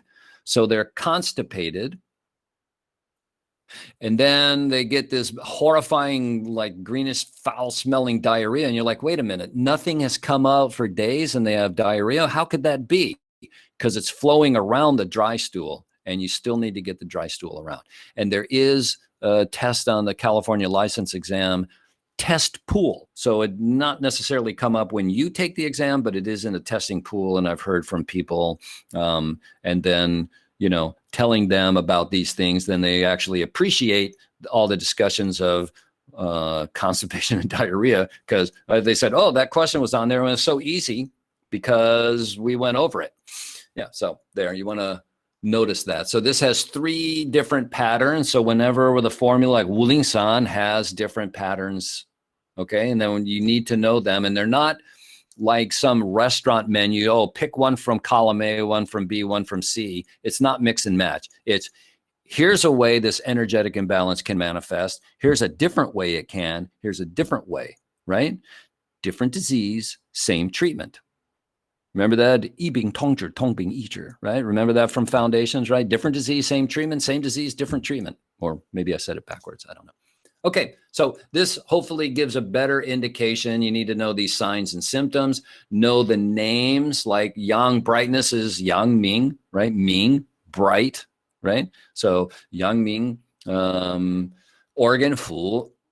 Okay, so, and then, we kind of learn, but that's shahan lun, right? So we kind of learn that context. We're learning a formulas or a series of formulas from that source. But mostly, my patient could not care less who invented the formula. Could not care less that, oh, I use classic formulas. They don't care. They're like, I got this problem. Can you help me? I don't care if it's 2 days old. I don't care if the formula is invented by a little old lady in Chengdu that's making stuff up and laughing at people on the internet, or the greatest mind in Chinese medicine history 2,000 years ago. I don't care. Would you? No. Just does it work? Can you help me? Okay, so I just learned this because by learning these things step by step, I can access other sources and bring that into my knowledge base and use it to help people in my clinic. Okay, so learning it isn't for the point of knowledge. Who's the 15th president of the United States? I don't care, right? I don't care. I used to say that about Lincoln. He was the 16th. So even that I screwed up in my own joke, right? Who cares? If Lincoln was the 16th, what did he do? 15th, 16th, whatever. What did he do? That's maybe got some impact, right? So on some level, as a professional, I care on that level. But fundamentally, what I care the most is What's out of balance? They have heat binding in the stomach and intestines. You can call it by 脏腑 like that. You can call it by 六经, 阳明腑. You can, whatever. What's the problem? What am I going to do? How do I know this is the right one for you? What am I going to do? Yeah. What am I going to do next? Right? As things change, what am I going to do next? Okay. Does that make sense?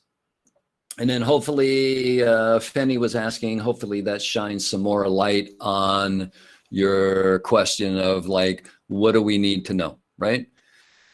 Cooking preparation is important, but you know, it's, I don't want this avalanche of information. And then, right, there's certain things I want you to really, really know. And then as you like study, review, cross-reference, have experiences in clinic and stuff, you'll know more stuff about it. But you really need the, you know, the launching pad for your moon ship to launch from before you can fly to the moon, right? So this is, you know, this knowledge base is going to be like a launching pad for us. Okay. Okay, so go away, you. Oh, whatever. I forgot. I just slapped that together. Okay, how about this and then this? We're still back on this. Any questions about that? Did that help? Was that just torture? Sounds good. Thank you. Okay, cool. Thank you. Okay, so, you know, here we go back just a bit because as a teacher, yeah, I can talk about this stuff all day, as those of you who haven't met me yet are about to find out. And those that did are probably out hiking and recording it or something. But anyway, before I start just going into the formulas, and just once we start, you won't be able to stop me. So how do I prepare? The best way to prepare is, now we're going to have to catch up, and we will. And I'll try to tell you, like, when we're going to change chapters. Okay, next week we start on chapter whatever. Okay. And what should you do to prepare for my lecture? If you come and you sit and you don't know anything about what I'm going to talk about, you didn't even know what chapter I'm going to talk about, and I just start talking about it, you'll learn stuff, I hope, right? I try to share knowledge. People have shared a lot of knowledge with me over the past 30 years, and it's not going to do me any good once I go into retirement and rock in a chair and start telling war stories about Chinese medicine or something. It's no good, so I share it too, right? But to get more out of it, to learn easier, is if you preview the material before the lecture starts, right? So what should you do? First and foremost, right? I probably should have that thing up again. I probably closed the file.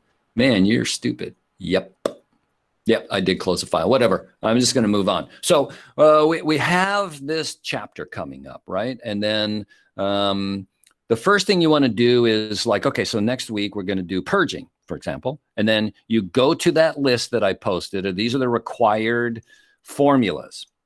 And you memorize the names, and you don't have to pronounce it, right? You don't have to pronounce it. I'm not. So you memorize the list of the names of the formulas that we're going to go over. Da chengqi tang, xiao chengqi tang, tiawei chengqi tang, zengye chengqi tang, blah, blah, blah. You memorize it. It's not that hard. They're just words, right? They're a little bit tough because I can't pronounce them, and I don't really know what they mean, right? So you memorize them, but just so that I know what's coming, right? So, you know, the best way to do it, there are X number of formulas in this chapter, and these are the ones that have to do with us. So first thing, you just count them up and say, okay, there's 8 formulas. How hard is that to remember? It's not, right? There's 8 formulas. And then you say, okay, I'm making this up as I go. 5 formulas are on the state board list. And those 5 formulas are da chengqi tang, xiao chengqi tang, tiawei chengqi tang, right? You memorize this. Ma zi ren wan, right? You're going to memorize there's this many formulas, these many are on the state board list, and this is the name of the formulas that are on the state board list. It is child's play. It's boring. It will make it all a lot easier to learn. Trust me. Trust me. I only want you to learn. So you do that, right? And then you do just like this. And I know this is stupid. If you want to screenshot it, it might help you just kind of say like, okay, but you know, there's a better way to do it. Good. Do it the better way and maybe share with us all, right? So got it? We're going to start this chapter. Fine. How many formulas? How many in our state board list? What are the state board formulas? You just know the name at that point, but you know that, okay, so there's 5 state board formulas and they are boom, boom, boom, boom, boom. Okay. The next step would be to find my cursor. Chick. Okay. So try it. Okay. So there are 10 formulas on this list that I posted. Now we get down to straight facts, right? There's 10 formulas. There they are. Where'd you get those formula names from? From the list that I posted. Copy and paste. Do it any way you want. You know, you can make flashcards this way, copy and paste. Computers, they're amazing. They can do a lot of stuff. I don't have to. All right. So here's the list. Now it's interesting. Why is there a star by that? I'm glad you asked, because that's not in this chapter. So one thing you might do as a student is then look them up, right? Just say, okay, where the heck are these? And then you see this one, 两个散, right? So 个 is the diaphragm. Well, it's very interesting, very cool formula. It's not in this chapter. So very interesting. Okay, so then, you know, these are the 10. These are the 10. And then you say, okay, so there's 5 from kale. Not the leafy greens, but the, you know, California acupuncture license exam. And then you can go to the acupuncture board website, and then they have a license exam preparation guide PDF that you can download. And it has like every single herb you'll be tested on, every formula by category, et cetera, et cetera. Okay. Piece of cake. So acupuncture.ca.gov, and then you look at their menu. It's kind of clunky website, which is pathetic for the state of California not to have a good website, but whatever. It's not that bad. Find it, download it, you know, because you want to take that exam, pass it in one try so you can just get on with your career. Okay. So here's the ones that are on the license exam. Boink. Okay. Here are the 5, right? So there's 10 on the list. There's 5 that are state board, and Uncle Steve promised us that they will have much bigger focus on the state board, right? And I have limited time and energy, so I got my list memorized. I know the names of the ones, but I'm going to focus more time on these. And I'll read over the other ones so I know about them, because they're also important. They just didn't make the list, right? But I'm going to double down my studies on these. Okay? So that's what's going to happen. Okay? Then the next thing you could do is look up, what do they treat? The 5 state board formulas, right? So the Da Chengqi Tang treats Yang Ming Fu, right? With desiccated dried stool. Okay. Xiao Minor, order the qi, right? Then treats relatively mild Yang Ming Fu. Tiao Wei, right? That wei is the stomach, right? So Tiao Wei, Chengqi Tang treats mild constipation from Yang Ming heat, right? So there's 3 that all go together, come from the same source, kind of connected in, you know, how we got them and what they treat, etc. Okay? So there's 3 like that. From the very same source, and you don't have to know that for testing, from the very same source, Ma Ziren Wan, right, treats, now I'm using Nigel Wiseman's terminology, so I put it in quotes, straightened spleen. And you see the spelling on straightened, that's like a straight jacket, or the straight and narrows, I think, right? And dire straits, right? So from sailing. So straight jacket, it's constrained, right? Constrained would be, but I'm not Nigel, right? So with dry heat blocking spleens, movement of fluids. So that's kind of interesting already. And then Runchangwan, right? So that means moisten the intestines pill. And it's for dried intestines, basically, right? So I got those 5 memorized, and I got a general overview label of what they're going to be treating. This is what you should do to prepare ahead of time for lecture for a new chapter. Okay, so here's the new chapter. What are the formulas on the list? What are the state board formulas? And fundamentally, just kind of overview, label-y thing. What do those state board formulas treat? What's the condition or whatever, right? And now, you know, maybe you make some kind of outline you can take notes in. And then now when we go over it, all you're typing, all you should be typing is whatever I say that maybe clarifies or opposite, clarifies or unclarifies the information from the book that you read. Okay? I mean, this is what we want to do. And then I'm prepared. I'm prepared and I'm ready to listen to it. And you should also write down any questions. Like you read over it and then say, what the heck is that? So that if Uncle Steve doesn't explain as part of his lecture, you ask him.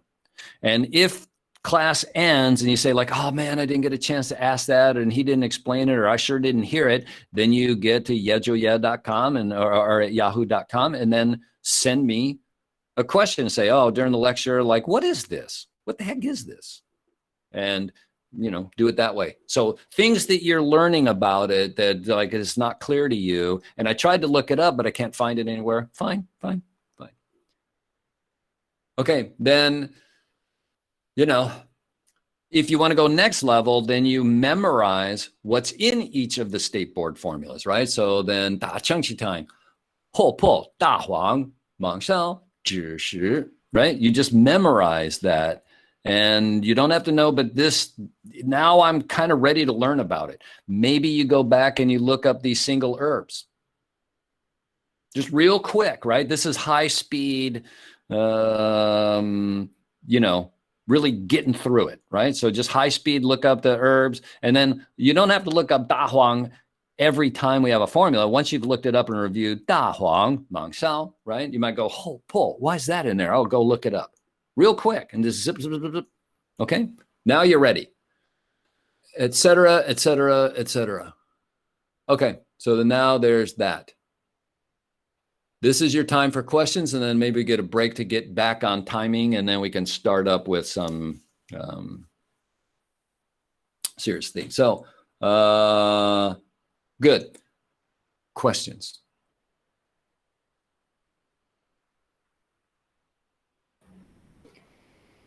Yeah, you weren't expecting all this stuff on the first day of class, were you?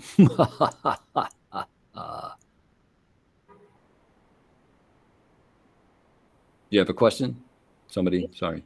Yes, Professor Woodley. I didn't know you don't give out just for today. Could you flash the slides you want us to screenshot one more time, please? I thought I didn't do it. I'm sorry. Well, that's okay. I don't know which ones are of value to you. You can screenshot any one you want. You can screenshot them all. I would suggest. There was a couple you said screenshot it. Yeah, I don't remember. I don't pay any more attention to what I'm saying than you guys pay attention, right? I know how boring my lectures are. I've heard them all before. So, okay, I think, so I'm just going to make it up as I go here. This one's important. This is an important guide. Okay. Okay? Uh-huh. I think for higher level learning, this, right? You can probably think of better stuff on your own, but this,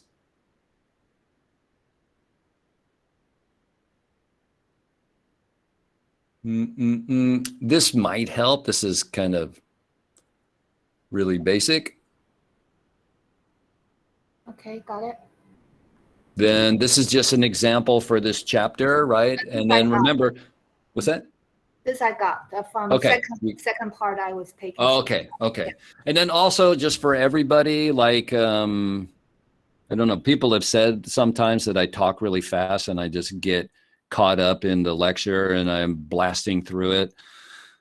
So if you say, oh, could you back up and let me screenshot that last slide? Yes, of course I can. Yes, of course you can. You're welcome to screenshot the stuff. Okay, so if I just move on and you didn't see the transition coming, and okay, so it's just fine to ask me, or when we take a break, oh, can you put up this formula so I can screenshot it? Yeah, no problem.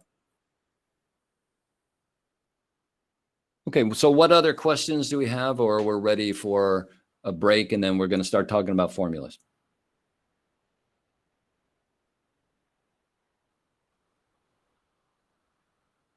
Cool.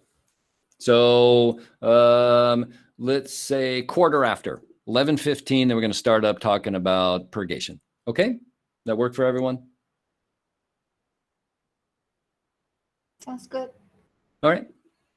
11:15.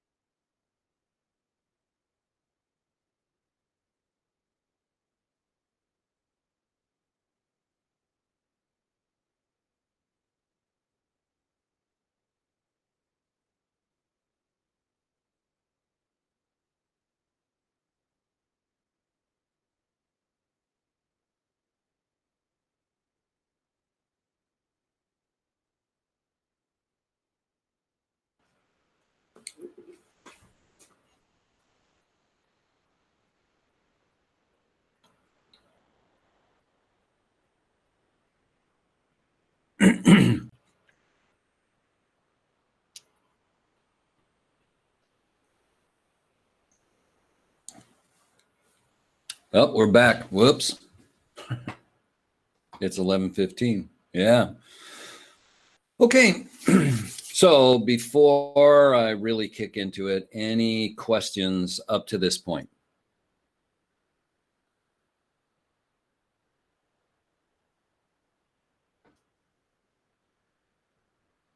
Everything's crystal clear. Good. Good. I have a question for you. So I made this because I did. And then I want to know if there's, because I really don't know what your end of the classroom looks like. So I really want to know if this looks better or there's no appreciable difference and doesn't matter. Like, is either one bigger, clearer? This one. This one. This one. This one is easier to see? Even without the golden background? Okay, fine. Then we're going to go with this one. Okay. And all right. Let me just get resituated here. And since there's no questions, let's rock it. Okay. So drain downward, kind of interesting, but you know, purgation, the Chinese, they just say xia, which means down. Right. So this idea of drain downward, whatever, that's, you know, when you get from literal translation to, well, okay, that's the words they use. If you know more than one language, you know, this is always the case, right? That's the word they use. However, this is what it's talking about. So if y'all said it, you would just say like this. So that's why I'm going to say purgation. So the name of the chapter in Dan Bensky is Drain Downward, chapter 2. It's purgation. Now I want to make, you know, because in the narrow focus, we're going to study these formulas. In a bigger focus, what I care most about is try to guide you how to think to do clinical medicine. So first and foremost, patient comes to you and is new patient or maybe an existing one, but why are you here today? I'm struggling with constipation. That does not mean that the solution to their problem is in this chapter. That does not mean that the formula that you give them, you just come to this chapter and pick one. That's not how it works. This is a chapter of studying purgation, but you can be constipated for a lot of different reasons. If you're constipated because you have food stagnation, I can purge you and I'll empty your bowels. So that's not going to fix your food stagnation. And we're going to talk actually, you know, some complications of purgation and people that are self-treating because they know stuff or whatever they get from Walgreens or whatever. Okay. So you always diagnose. Constipation would be a Chinese medicine disease. If you go to, well, for example, in English, Nigel Wiseman's Practical Dictionary of Chinese Medicine, and you look up the word disease, you're going to see a whole bunch of stuff. Right? You're going to see columns of disease, everything from cough and constipation and belching. Those are all diseases to us. Right? And then there's baby moth throat and other things which need some interpretation. Right? Like, how am I supposed to understand baby moth throat? Okay. So the disease could be constipation. And then we, you know, 辩证论治, right? We always treat primarily based on patterns. So if the pattern is qi stagnation, then if I give them this formula, stuff will come out of their bowels. That does not mean I properly treated the patient. That does not mean I'm resolving the imbalance inside of them. And this is, I use this chapter because you will get a payoff. I tell you, I don't care why you have constipation. Take this first formula, you're going to poop, but it might make the problem worse. If you're constipated from cold, as we'll look at warm purgation, if you're constipated from cold and you do this one, poop comes out and you've made the cold worse because these are cold herbs for the most part.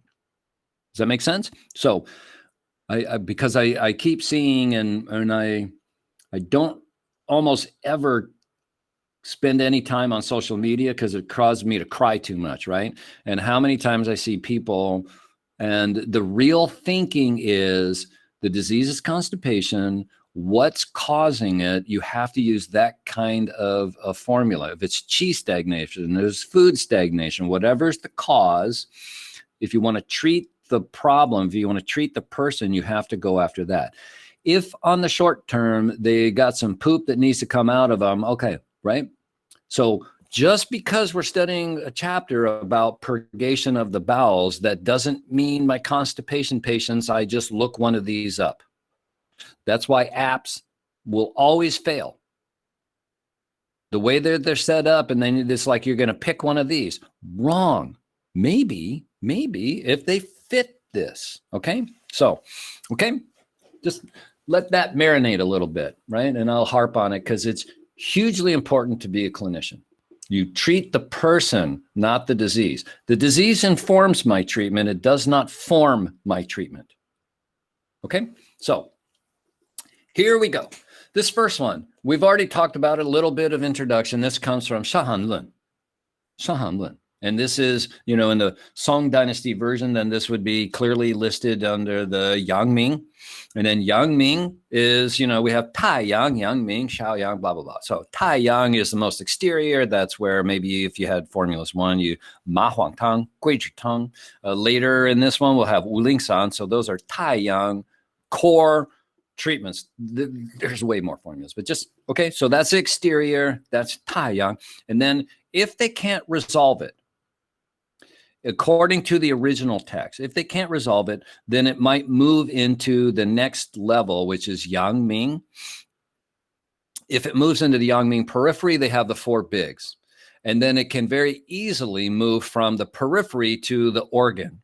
And then all that heat from the fever and everything. And this is common enough. Okay? Especially little kids, they'll watch out with this formula. This is kind of really harsh, right? But with little kids, if you have kids, they easily get sick, they easily get fevers, they easily get constipated. And a good way to bring fever down is to, if they're constipated, move the heat out through their stool. It's good. Not necessarily this formula for little kids. Okay, so, but like I had already said, so I kind of saved it. If it looks like a duck and it quacks like a duck, it's a duck. If they look like this presentation, I don't care if they haven't had a febrile disease for the last 20 years. That doesn't matter. You're here, okay? So I want to understand, what does it mean you're here? Okay, so some books, they'll limit their discussion to the Shahan Lun original. Okay, but I really want to understand the energetic imbalance, and I'm here to help your body put things back together, and then your bowels will function normally. That's what we want to do, okay? So in the original, you got invaded, it moved to the interior, transform heat. How many times have we heard that phrase, right? And now it's in the organ level, and, you know, it's the presentation. I really want to know about the presentation. So these asterisks I'm going to talk about in a minute, but here's focal distension. Who knows what the definition of focal distension is? Make Uncle Steve proud.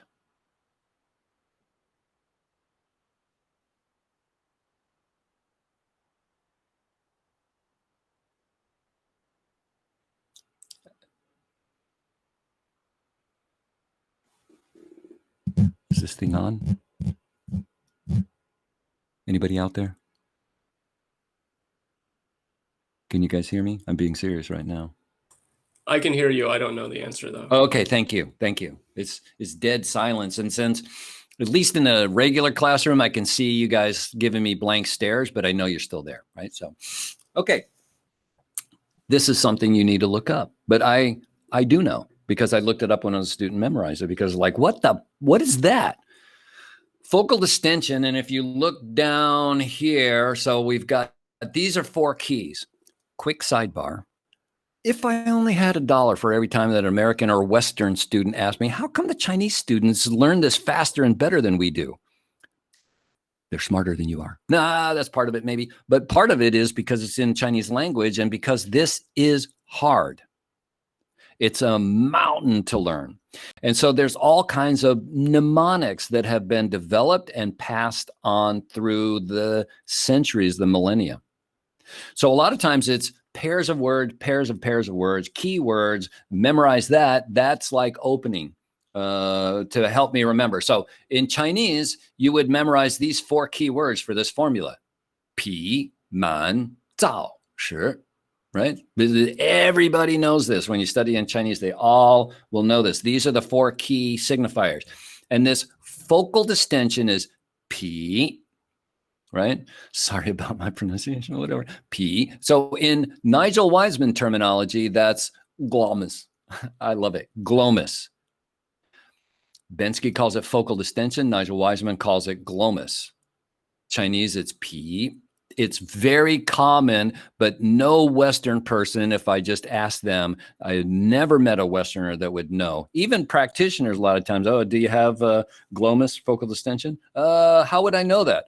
Well, do you feel this? Right? So learn this to be a clinician, right? So, and then if you look it up in Bensky's book, I think it's in the Single Herbs book, there's a glossary in the back. You want to start to know these things. You look at that and go like, when you read it, focal distension, I'm sure you've seen it before. Didn't you ever think like, what the heck is that? What does that mean?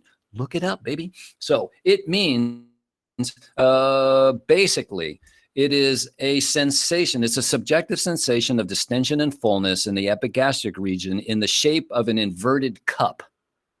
Boom. We just have to know this. So what is it? Okay, so P, which could be glomus or focal distension. And then here's the epigastrum, right? So yeah, I know, I'm sorry about the video thing. When it comes across the classroom, it's probably hideous, but I don't know. I got to learn how to do it better. So okay, so in this area, and that's not very well pointed, right? So focal distension up like there. And in an inverted cup, if you think of the traditional basic Chinese teacup, no handle, certain shape. Now flip it upside down, inverted, put the base of it right up there, the xiphoid process. So it expands from there and it goes a certain, and then it ends. So that's the main thing. Now there's different kinds of glomus. There's hard glomus, soft glomus, painful glomus. There are different kinds. But for right now, just the fact that P. If you had Formula 1, what is the single most famous formula to address focal distension? And if you had Formula 1, why don't you know the definition of this, right? So if you had Formulas 1, harmonizing chapter, what is the single most famous formula to address glomus, just the focal distension? Da Chai Hu Tong. I love that formula. The single most important we must know, especially for soft glomus, is ban xia xie xin tang. Ban xia, right? Ban xia xie xin tang. Drain the heart decoction. Okay? So that's in the harmonizing chapter. I believe it's chapter 3, formulas 1. It's okay because a lot of times I don't really get it. And how do I remember everything? I don't remember everything, right? I've been studying this crap for like 30 years. So this is normal. So we keep reviewing. Okay? So, right? Focal distension. This person has it, but this person has it as part of constipation. Ban xia xie xin tang is a thing where you have like a cold, damp, deficient spleen and a hot, dry, excess stomach at the same time. Or they will say like a disharmony between the stomach and the intestines, yang ming, improper purgation, blah, blah, blah, blah, blah. Now, this person has this stuffy, congested feeling also. There's a lot of different reasons why, but a lot of people have some kind of stuffy, congested feeling in this area. It is not uncommon. Double negative. Perfect. Okay. And then they have abdominal pain that increases with pressure. What do I know?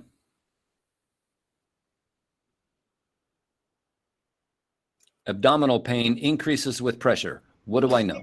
You give it pressure? Yep. Somebody said something. Yeah, excess. I see a couple of people, right? Deficiency pain, it likes massage and pressure. It's empty. You fill it with pressure. Well, kind of hurts, but it's feels good in a way. And then excess pain is it's already full. You press, can't take it. They'll wince, they'll pull away. Okay. So, and this is sure. This is the last word here is excess, right? So there's this excess in their intestines. This is one way to look at it, right? So P, focal distension or glomus. And then we have pain with the increased pressure. It's excess. Sure. That's the word. Sure. And she, remember foundations 1 and you learn excess and deficiency and then, repletion and vacuity and everybody's like arguing how to translate it. Here we go. Okay. And then, it doesn't really say it here, but what they have is severe constipation. I mean, it says that severe constipation. In the original book, it's like 5 or 6 days, no stool, maybe even 10 days in some line, right? Like they haven't pooped in a long time. What do you think is going to come out of there? Rocks, right? Rocks. So this 燥, this third word, 皮满燥时, 燥, that means dry, right? Like the dry metal of the West. Okay? 燥, dry. Dry metal of the West in the 6 conformations, that's Yangming. So now we've got this dryness, excess dryness, like making your fluids disappear into the twilight zone. You got to get that out of them. Okay. And the 燥, the dryness, that is going to point directly at 芒烧, right? Softener. Okay. So, yeah. And then flatulence. So the qi, right? There's like 3 states of matter, right? Solid, liquid, and gas. And gas is a kind of qi, right? So that's called fecal qi. So that's coming out, but no stool is, right? So this stuff can go like around and come out. So maybe something's up in there. Is this making sense? So severe constipation, 4 or 5 days, 5 or 6 days, even 10 days, depends on the line we're reading. So they haven't pooped in days. What we expect is dry, hard, bound, knotted stool, rocks coming out. And they might have flatulence, but no stool.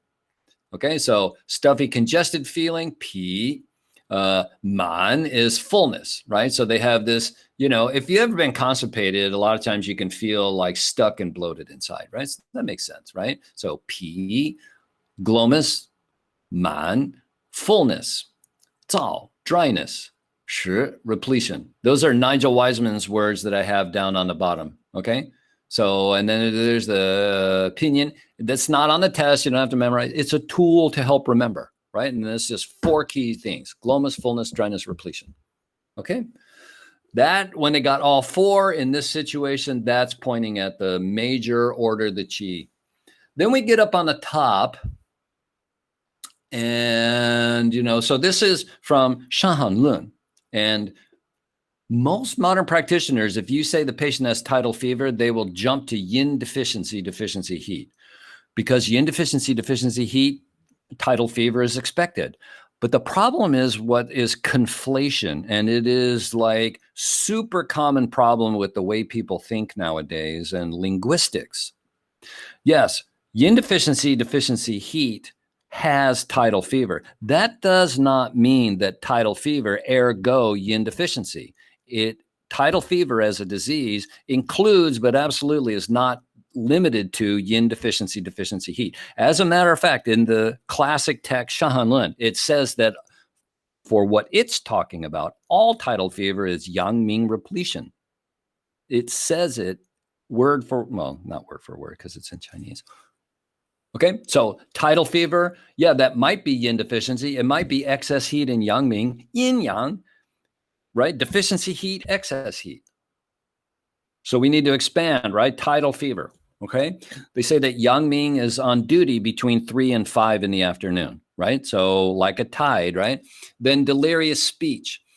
Now, when I say delirious speech as a new student, I think like, oh my God, this is like the heart of darkness, or Apocalypse Now, right? And then, and then the person's delirious and out of their mind. Sure, it includes that, but it's not limited to that. some people with this problem, you have the heat, it's harassing your spirit, you're talking really fast, your mind is moving really fast. As a matter of fact, it's moving faster than you can possibly say. So you're speaking in sentence fragments, and nobody can follow the thread that you think you're right. And you're just like, okay, so delirious speech is just nobody can understand you because maybe you're just racing around, kind of like the lecture. Okay, so delirious speech also might have it, but don't think of it that it has to be apocalypse now. The guy, anyway, maybe I'm having it right now, right? So delirious speech. Think of everything on a spectrum. Okay. And then sweating from the palms and the soles. Now, yin deficiency, heat, they should also have heat in the palms and the soles. So you see yin yang, right? Yin deficiency, heat. Oh, tidal fever, 5 center heat. And then excess heat in yang ming, tidal fever, excess heat. What would be a huge difference between this presentation and yin deficiency, heat? Everybody better get this one right. Huge difference between this, like I'm diagnosing, and then I think like, oh my God, it could be this or that. And both can have dry, bound, knotted constipation, right? Yin deficiency, dryness, and heat can have dry constipation. So, and a patient's right there looking at you. Can you help me? Can you? And fill in that blank, Fenny. From tongue and pulse? Yeah. Huh? But what? You mean the tongue? What is the Yeah. tongue? Oh, so yin deficiency would be red with scanty or no coat. And for this excess presentation, for this one would be red with yellow coat. Or Thick with coat. thick Yeah, coat. thick coat. So that's fantastic. Both would have a red, dry tongue. One would have scanty or no coat, yin deficiency. This one would not have that. It would be like any rookie can do this diagnosis. Oh my God, look at that coating. Thick. Could be yellow, could be brown, could even be scorched black. Thick, dry, yellow, brown, black. Could be. I've seen it. Okay. So how can we not be able to differentiate that? Right? Am I going to enrich yin? No. But it's no. You have to purge that person. Okay, here's a person that they have those signs and symptoms. You look at their red, dry tongue, and there's almost no coat. Almost no coat. Am I going to give them this formula? Okay, I don't know. Maybe. Okay, then you said the pulse. What would the pulse be different?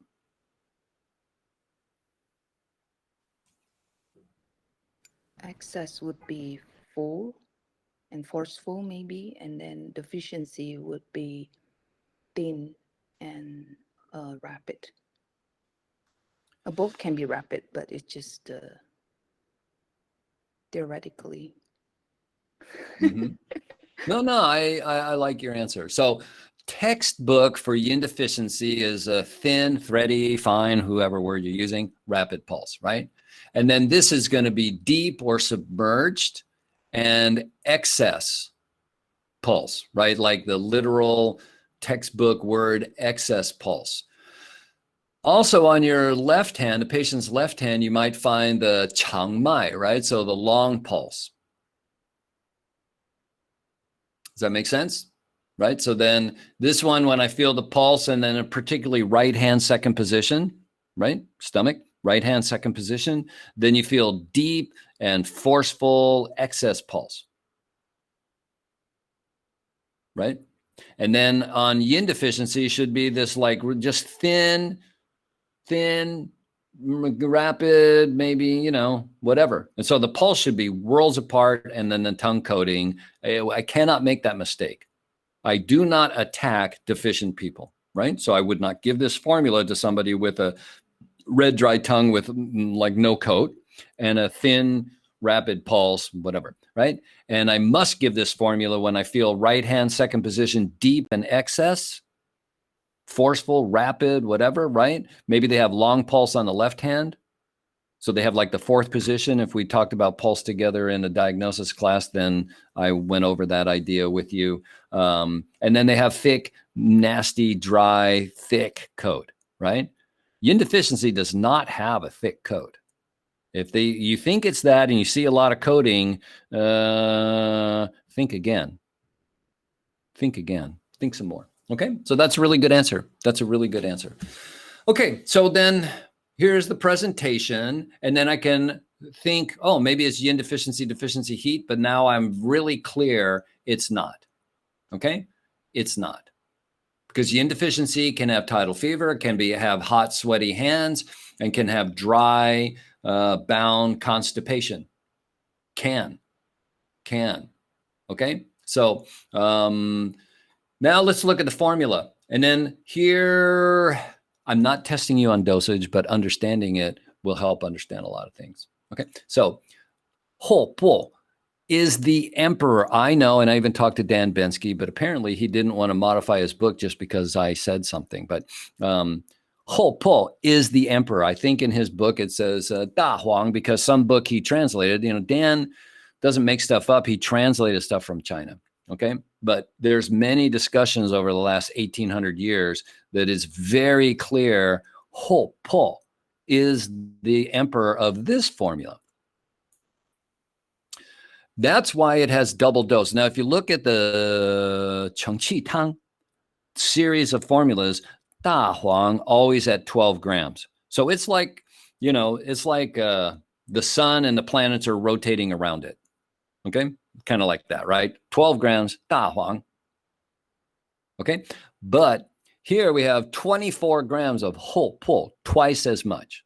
And then you ask, why did they name the formula order the qi? You're right. Why did they name it Cheng Qi? Why don't they make it like, you know, empty the colon decoction, or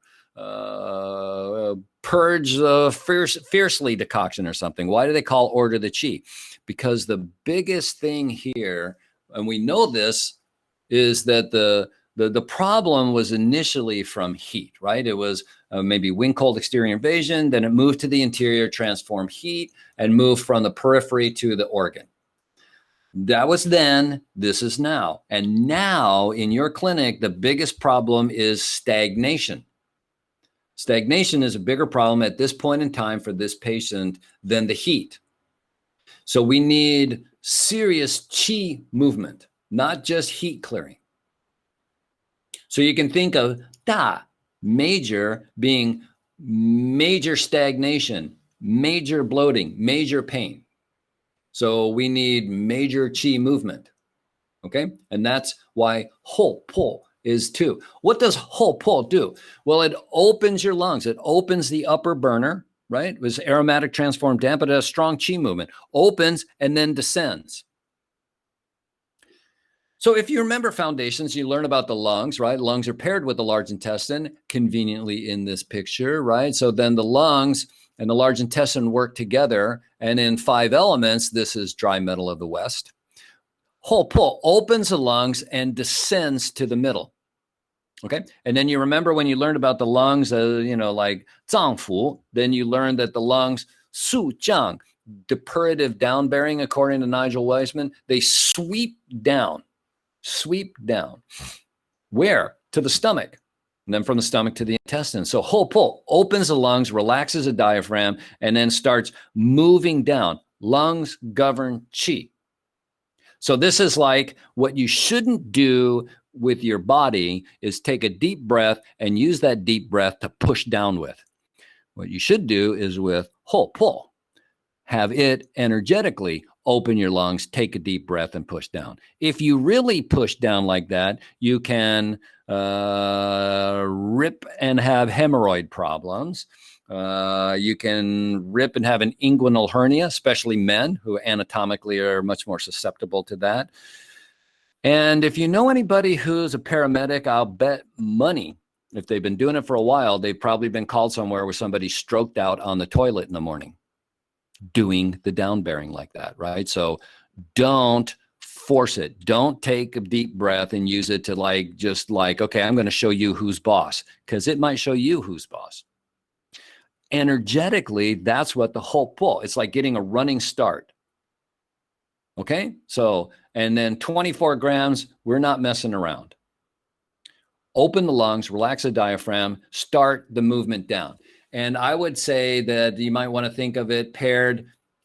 知识is, in a classic sense, we might think of it as a gallbladder herb. Wood controls earth. Wood controls earth. Liver and spleen move up.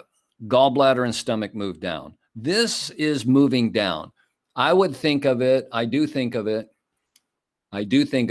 as working maybe over here in the descending colon. Okay? It's got the descent on the left here, or, as we would see it, descent on the right, but, people would think of it on their left.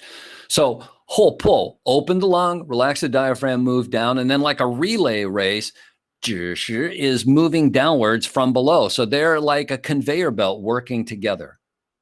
And we're not messing around here. 9 grams, 6 grams, depends on the source, how many grams they're saying to use, right? So these are all about qi movement. All about qi movement. Then Da Huang is bitter and cold, right? And then we know that it enters the heart, the large intestine, liver, and stomach.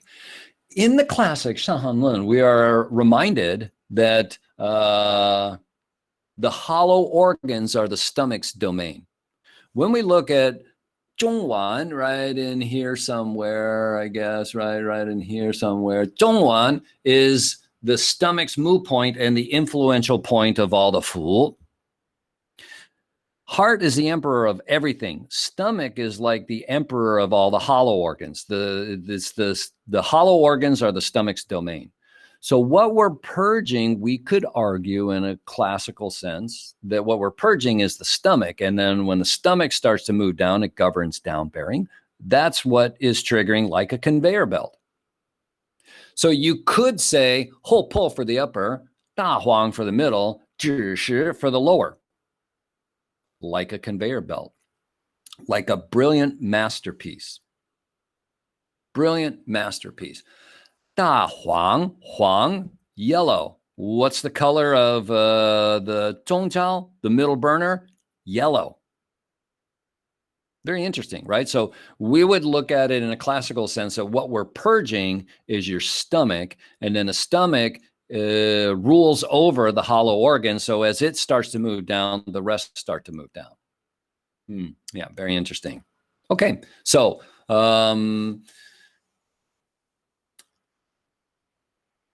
now this is assisted.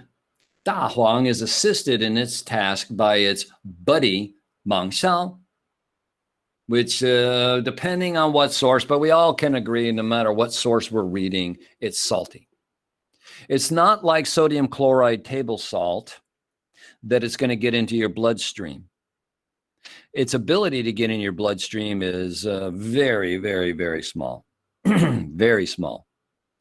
However, if you remember grade school, hold on, getting forced. Oh, that sucks. It's still the first day of the semester. Anyway, and then I just spilled something. So you remember grade school, then you learn about osmosis, right? Like, why does water go into plants' roots? Osmosis, right? And then we learn about hypertonic, hypotonic, blah, blah, blah, and we can barely remember the words. So this is basically what we're doing. So when you give your patient Mang Xiao, you better make sure that they're going to be hydrating, because osmosis, it's going to take water out of your body, whether you've got enough to spare or not. So you can just kind of move the dry evil from their colon into their bloodstream or something by not having them hydrate properly. So when you give them this, you have to tell them maybe like double your daily water intake, spread out over time, drink lots and lots and lots and lots of water, because it will dehydrate them. And a lot of people are basically like dehydrated already. A lot of people just do not drink enough water. Why not? You got to wonder. You got to wonder. Okay, so this you can look at like a stool softener. So when you pair Da Huang and Mang Xiao, When you pair them together, you are clearing heat and purging excess, moistening dryness, softening hardness. Okay, so they're a major pair. However, this fierce purgation that they do together, like if we did formulas 1 together, I talk about ma huang.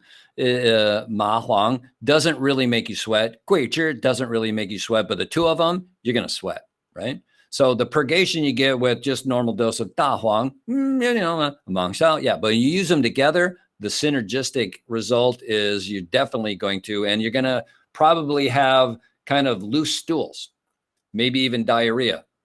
Depends on what's going on up inside. Okay. And so you probably want to set the stage for your patient of what they're going to expect. This is what's going to happen. It's okay. And it's only temporary. You're not going to keep taking this formula. It's not like you're going to take your daily dose for the rest of your life. We're just going to purge you, and then we're going to move to something else. Okay. But it's not uncommon that people get really loose stools. And then sometimes when immigrants come and they have some experience, they'll balk at taking mang xiao. They'll be resistant to it because of their experience with it. Then you have to let them know, like, yeah, we're not going to give you a dose and a dose and a dose. Okay? So, maybe I want to say a little bit more about 只是. So 只是, then this helps to restore the downward flow from, like you could say, the middle to the lower part. It's a qi mover. So the fullness and glowness, it definitely is helping. So 后破 and 只是, this kind of glowness is treated by them and with the movement that they're going to cause. So they help move the stool, and they also help move the qi dynamics so that you get the fullness and the glowness, and that are alleviated. Okay. I think it's also important that we talk a little bit about the preparation. Proper preparation is as follows. You're supposed to boil 后破 只是 together for prescribed amount of time. And then you remember that when I'm using da huang for purgation, you add it for the last 5 minutes. Now, this is kind of like stovetop cooking. We have patients and they use these electric herb cookers they get, in Chinatown or something. Yeah, I'm not that big of a fan of those. I mean, I get them to cook the herbs and use them. That's great. Okay, good. I think that stovetop, but I do different ways in clinic. So, compliance and making it easy for people. But it can get a little tricky with da huang when they're just putting stuff into the cooker, and you have to be really clear and ask them about their experience. Give them instructions how to cook it. And if they're cooking with the electric herb cooker, you have to make it really clear, because a lot of times they'll just throw it all in there. And I thought the herb cooker did it all. Well, the herb cooker doesn't know to not cook the da huang until the last 5 minutes. You have to wait and then put it in there. Okay. It matters, because the longer you cook it, the less its purging capability is. And sometimes we do that on purpose, because then it's more of a blood mover. Bitter blood mover. Okay. So got to be real clear with, this is how we want to do it, or you won't get the purging effect that you want. Okay. And then so you boil the 后破 只是, and then, okay, I boiled it the way I'm supposed to. And then I throw the da huang in for the last 5 minutes, because I'm meticulous and I'm getting it done. Great. And then what you do is you would strain the liquid, maybe have the mang xiao in a cup, strain the boiling liquid, right? Strain the herbs out into that cup, stir it up, and then drink it. Boiling the mang xiao is a different preparation, and it changes its effect. So this is just, it's in the cup. There's the boiling tang, stir it up, drink it. Good. Not. Okay. And then make sure that they drink plenty of extra water. because osmosis, that 芒硝, it is going to draw water, whether you're giving extra water or not. So you definitely want to keep replenishing your water because it's going to suck water. That's what it does. It doesn't soften the stool by magic. It does it with water. Okay?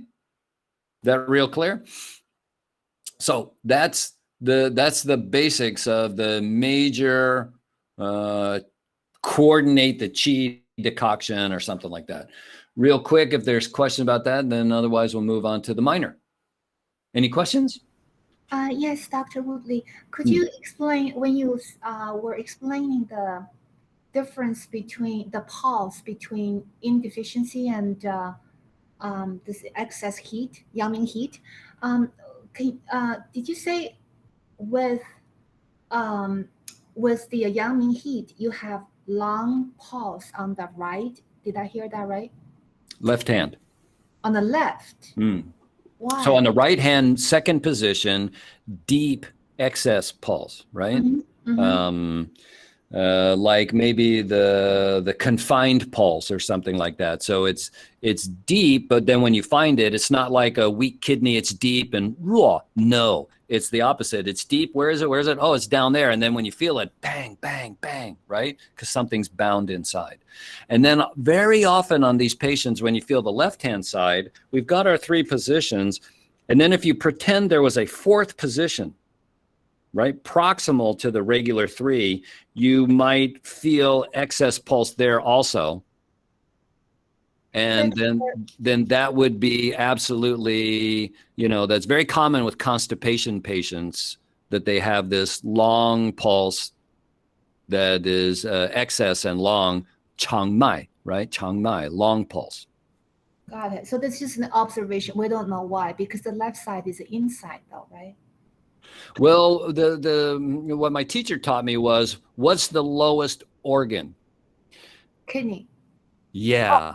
Well, yeah, good. That's the answer, right? And then, okay, but anatomically, what's the lowest organ? colon.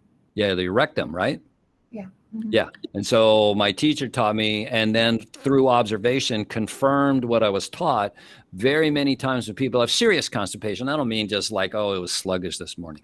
But serious, it's not uncommon that they have this like fourth location on the left hand. Yeah. Check it out, right? Like when you guys are dealing with people with serious constipation, check it out and see how, look for that. And you won't find it on everybody, but you'll find it quite a bit. And then you also can find that they have pain radiating down their stomach channel from the inguinal area down into the thigh. Just radiating pain from all this because Yangming, right? Yeah, because just to confirm, you said the submerged forceful pulse is on the right second where the spleen is, right? Where the stomach is, right? Spleen, stomach, yeah. But I thought you also said something about kidney. Maybe I misheard. Oh, because the long pulse on the left-hand side would be proximal to the kidney pulse. That's what I meant to say. Okay, thank you. Yeah. Sorry. Good. No, that was very clear. Thank you. Okay. Any other questions? Uncle Steve, I missed it when you said why Mang Xiao cannot be cooked together with the herb. You strain it in that's a special instruction for our other formula. So it reduces its purgation. If you boil it, it reduces the purgation. I see. Thank you. Yeah. So then we just put it in a cup, strain the liquid into that, stir it up, and bon appetit. So the Mang Xiao would just melt on the hot water? Okay. Yep. It's very salty to the tongue. Very salty. Focal distension looks like the same location as hypochondrial distension. Is it lower than that? Focal distension, hypochondrial is lateral. Focal distension is central. Okay. So focal distension, you might think not only, but maybe your first thought generally would be 半夏. And then the hypochondrial would be more like 柴胡.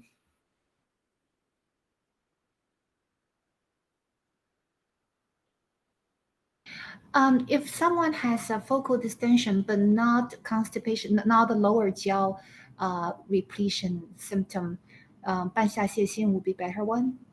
I didn't take Formula 1, so just want to make sure that I didn't follow the question. I'm sorry.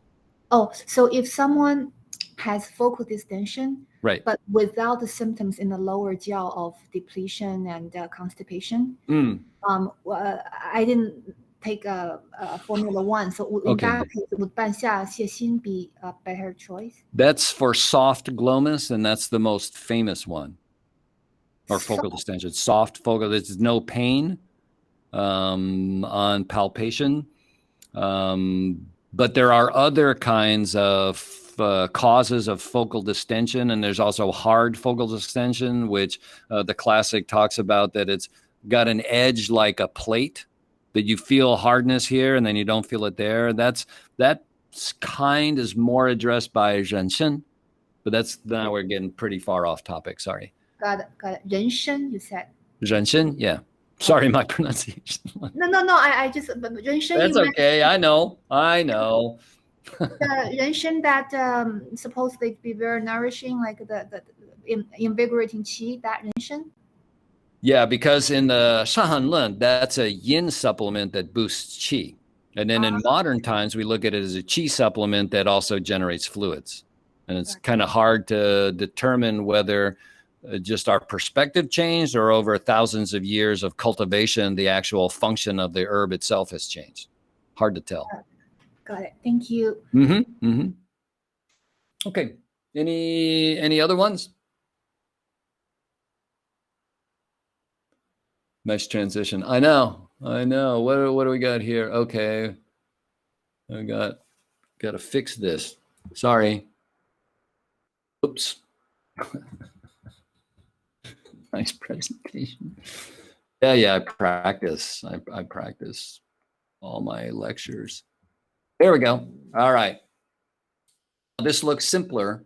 So minor, and we did talk about, right? So minor, this is the function of this. If the Da Cheng Xi Tang was like aggressively purging Yangming, in Nigel, when he translates it, he translates sternly. He says precipitate. I just hate it. So sternly purge binding heat. So that's how Nigel Wiseman translates the Chinese, like sternly. It's forceful. This is moderately, right? So this is moderately purging the binding heat. Okay. And then when we look at it, I want to just bring first attention. Look at the formula now. What do you see immediately? Two huge differences from the previous one. No Mang Xiao and Dan Huang is the emperor. Yeah, so there's no Mang Xiao. So what do I know from that?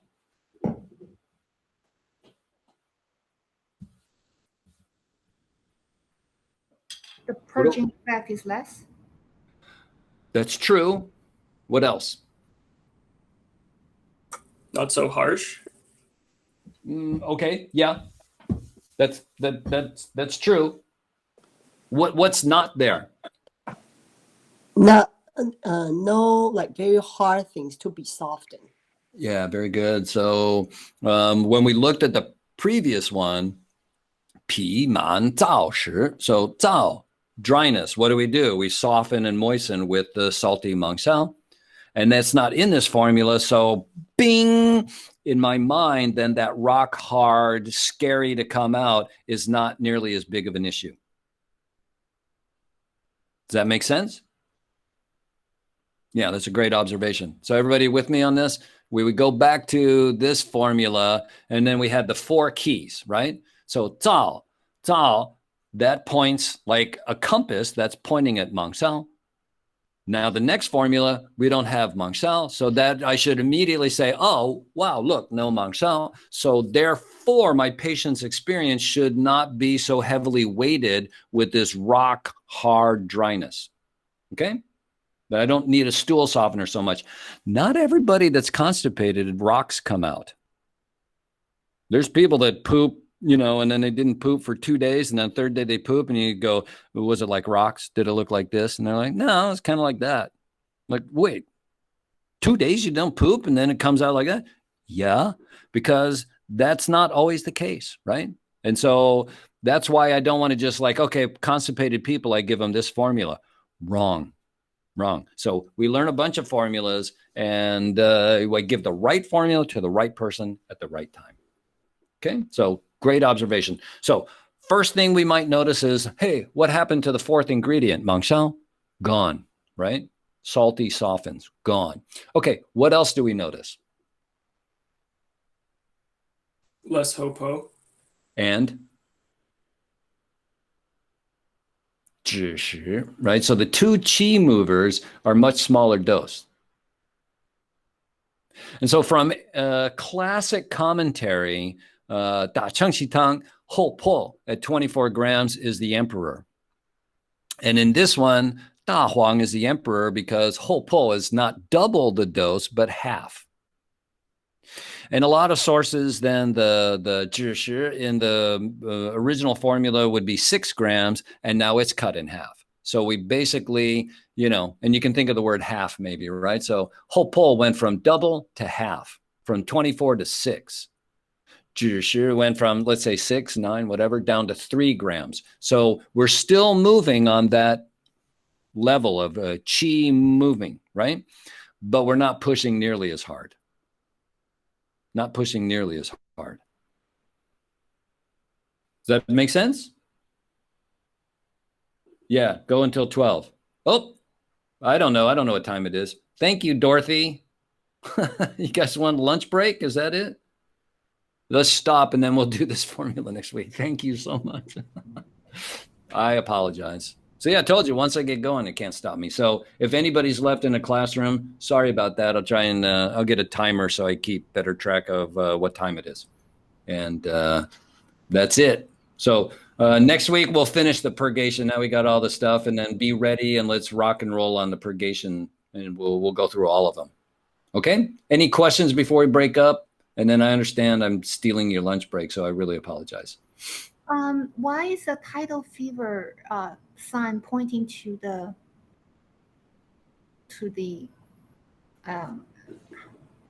that area? Yeah, the stomach area, maybe. Yeah, so that's a very good question. And that's because the style I practice is rooted in Shahan Lun, where all fevers come from your stomach. Oh, thank you. Yeah.